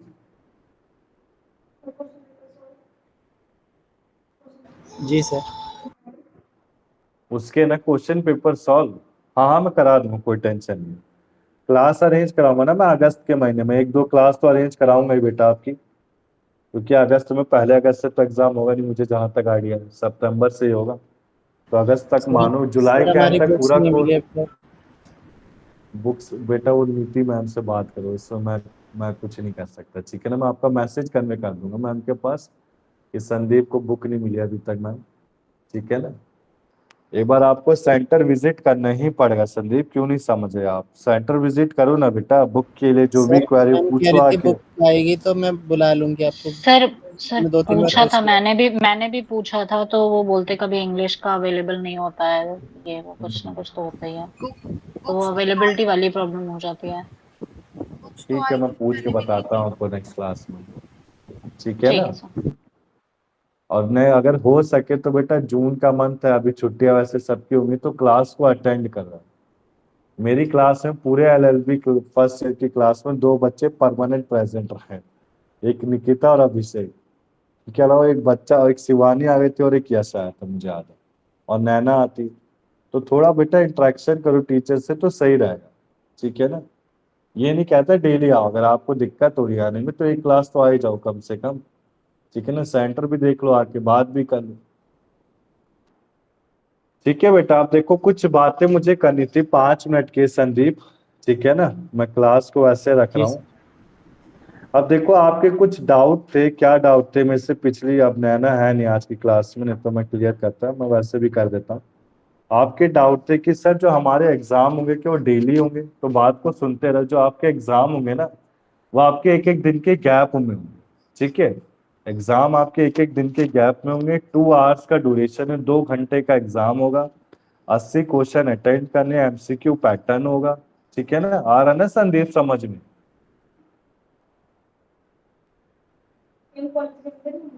है। जी सर। कॉलेज का नेम मैं बोल देता हूँ, मैंने पूछा एलएलबी फर्स्ट ईयर से, उन्होंने, उनका तो एडमिशन अब शायद आपका अलग पड़ जाए, मुझे आइडिया नहीं। उनका कॉलेज का जो नेम था BSA कॉलेज, वहाँ मथुरा में था, ठीक है ना। तो उसको गूगल सर्च कर लेना, और जैसे आपके एग्जाम होंगे तो अवेबिलिटी देख लेना। सेंटर से जाना है तो सेंटर से जाना पड़ेगा मथुरा, पर आपको 8 डेज का स्टे तो करना ही पड़ेगा बेटा, ठीक है ना। अगर आप सोचेंगे कि हम रेगुलर अप डाउन करेंगे तो वो पॉसिबल नहीं, मेरी बात को समझो, ठीक है ना, एग्जाम दे दो बढ़िया है। और एक आपका प्रैक्टिकल होगा नवंबर के मंथ में होगा, क्लियर है यहाँ तक। एग्जाम आपके 8 डेज होंगे, एक दिन छोड़ के होंगे एग्जाम, क्या पता अगले दिन ही हो। फिर मैंने पूछा था बच्चों से कि आपका एग्जाम जैसे एक दिन में, तो क्या दो दो पेपर डाल दिए थे, जैसे लीगल लैंग्वेज तो उन्होंने कहा नहीं sir, individual day individual subject का पेपर। क्लियर है ना यहाँ तक? मतलब हर दिन एक ही बुक का पेपर था, ये नहीं कि वो अलग सब्जेक्ट डाल। ठीक है बेटा। Sandeep, Manisha, yes sir. मुझे इंफॉर्मेशन देनी थी और जरूरी थी आपके लिए, ठीक है ना? तो अब एग्जाम आने वाले हैं आपके, अगस्त में स्टार्ट हो जाएंगे, अगस्त के एंड तक तो हो ही जाएंगे हैं। प्रैक्टिकल आपका 1 डे का होगा, ठीक है ना? बेसिकली जो प्रैक्टिकल में पूछा जाता है मैं वो भी पूछ रहा हूँ, टेंशन मत लो। एलएलबी सेकेंड ईयर में जो प्रैक्टिकल होता है वो ड्राफ्टिंग का होता है, ठीक है ना? तो उनको तो मैं खैर पीडीएफ भेज दूंगा ड्राफ्टिंग प्लीडिंग के, पर आपके एलएलबी फर्स्ट ईयर में मैं पूछ लूंगा, ठीक है ना, क्या क्या पूछा जाएगा। और जो आपका प्रैक्टिकल होगा एलएलबी फर्स्ट ईयर का, वो नवंबर के मंथ में होगा। एग्जाम सितंबर के मंथ में होंगे और प्रैक्टिकल 1 डे का होगा, जाना पड़ेगा, ठीक है ना? और किस दिन जाना पड़ेगा? नवंबर के महीने। क्लियर? रिजल्ट आपका दिसंबर तक आ जाएगा, सितंबर में जो एग्जाम होंगे, ठीक है ना? फिर एलएलबी जो सेकेंड ईयर की क्लासेस स्टार्ट होती है वो हमारी दिसंबर के एंड या जनवरी फर्स्ट से ही हो जाती है। इस बार तो खैर जनवरी से स्टार्ट कर दिया था, पर थोड़ा लेंथी कोर्स है तो मैं मैम से अप्रोच करूंगा कि दिसंबर के 25 से 26 तारीख से ही कर दूँ। क्लियर है ना बेटा? कोई डाउट है संदीप अब आपको एग्जाम से लेके? No sir. Joginder, Manisha, doubt है बेटा आपको कोई? No sir. पक्का डाउट नहीं है ना? क्लियर हो गया? किसी चीज में भी कोई डाउट एग्जाम से रिलेटेड? क्या पैटर्न है, कितने घंटे का है, किस दिन होगा और कैसा होगा? बेसिकली देखो, जो बच्चे रेगुलर क्लास ले रहे थे ना, उनका ये कहना था सर कि हमारा जो एग्जाम था, एग्जाम हम अच्छे से करके आए, बट ओएमआर बेस्ड एग्जाम है। अब जब ओएमआर बेस्ड एग्जाम है तो एग्जाम कहाँ होगा? सिस्टम में चेक होगा। तो बेटा हम ये नहीं कह सकते कि किसी ह्यूमन की गलती है तुम्हारे नंबर कम आ गए, ठीक है ना?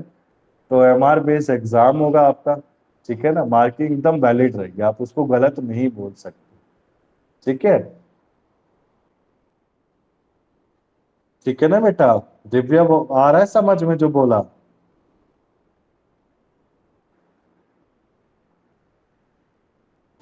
Yes sir. ठीक है। तो आज की क्लास में इतना ही है, जो आपको नोट्स प्रोवाइड कर दिए जाएंगे। अभी है 2-3 मिनट, अगर किसी और को कोई और डाउट हो तो पूछ सकता है मुझसे। एग्जाम से रिलेटेड पढ़ना कैसे है, क्या चीजें पहले करनी है। सबसे पहले बेटा इंडियन कॉन्ट्रैक्ट एक्ट को ना लास्ट के लिए छोड़ देना। मैंने सबके मुंह से सुना है कि इंडियन कॉन्ट्रैक्ट एक्ट का पेपर कठिन आया था सर, वो मुझे कठिन लगा। तो उसमें थोड़े एडवांस क्वेश्चन आएंगे, ठीक है ना? इंडियन कॉन्ट्रैक्ट और कॉन्स्टिट्यूशन, और जो आपके जैसे आर्बिट्रेशन, स्पेसिफिक रिलीफ, ये ईजी आए, तो इसको अच्छे से कर लो, ठीक है ना? जो आपके कुमार की क्वेश्चन बैंक प्रोवाइड है उसको अच्छे से करो। किसके लिए? इंडियन कॉन्ट्रैक्ट के लिए। कुमार की क्वेश्चन बैंक के प्रिंट निकाल लो अभी से ही, उसको पढ़ना स्टार्ट कर दो। जैसे जैसे टाइम मेरा, जैसे कोई वर्किंग है, सभी वर्किंग हो गया, अब मैं कोई किसको ही बोलूं बेटा, सभी वर्किंग हो गया आप, तो संडे टाइम निकालो। संडे शाम को 1 घंटा 2 घंटा, 30 पेजेस है यार, एक एक दिन भी करोगे तो हो जाएगा आराम से, कोई बड़ी बात नहीं, ठीक है ना? मैंने जो नोट्स प्रोवाइड कर रखे हैं उसको अच्छे से गो थ्रू कर लो, सेक्शन को पढ़ लो, सेक्शन इंपॉर्टेंट सेक्शन भी प्रोवाइड कर दिए मैंने, ठीक है ना? क्लियर है ना बेटा यहाँ तक?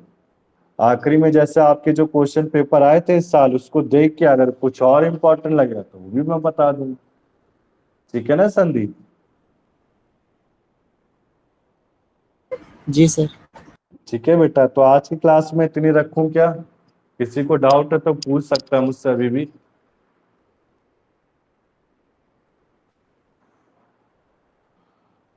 बोलो बेटा मनीषा, डाउट है आपको? No sir. ठीक। ठीक है ना? तो आज की क्लास हम इतनी रखते हैं, जा सकते हो आप। नेक्स्ट क्लास में हम आईपीसी ही करेंगे और संडे होगी 4 से 6 होगी बेटा टाइम, ठीक है ना? मैंने शाम को बोल दिया है, सुबह में क्लास वही रहेगी, बस नेक्स्ट क्लास में होगी दिक्कत, ठीक है ना? क्योंकि मेरा एग्जाम है तो मैं इधर ओके सर। अवेलेबल नहीं हूँ, सीख के लो, ठीक है? जा सकते हो बेटा, आज की क्लास इतनी है। Okay, sir. Thank you. Good okay, afternoon. Thank you, ठीक बाय है सर। बेटा, बाय बेटा, सबको बाय। जा सकते हो आप सब एक एक करके, जा सकते हो। दिव्या आप, आज की क्लास इतनी है। एक बात नहीं बेटा,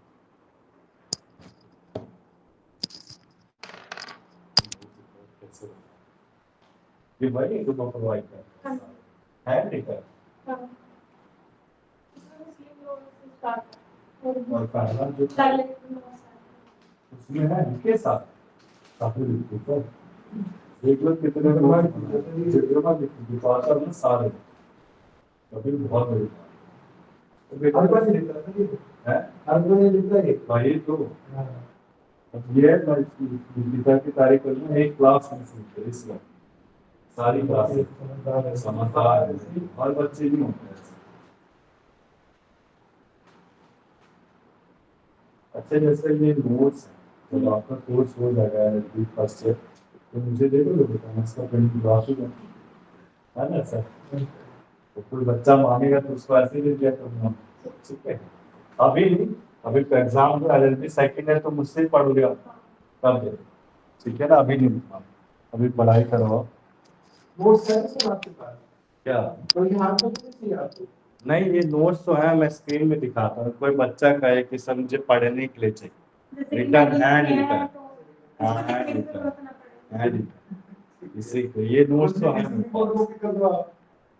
इस किसकी नोट्स की ड्राफ्ट हाँ वही तो कह रहा हूँ सर वही कह रहा हूँ मान लो कोई बच्चा कहेगा ना ये चल कि सर मुझे नोट दे दो हैंड तो मैं ऐसे तो दूँ नहीं समझेंगे आप तो फोटो आप दिखा देंगे सर पीडीएफ जो भी है उसका प्रिंट करके डाल दें हम लोग निकालता हूँ सर पर हैंड तो मुझे ज्यादा सही है वो है ना बच्चा भी समझ आता है इसी के अब ये देखी हुई चीज जल्दी पढ़ता है बच्चा अब जैसे ही अगर एलएलबी कर लें तो आगे CLET क्लैट का एग्जाम देंगे जज के लिए तो उसमें हेल्पफुल रहेगा तो जो पहली कॉपी थी वो भी इतनी मोटी थी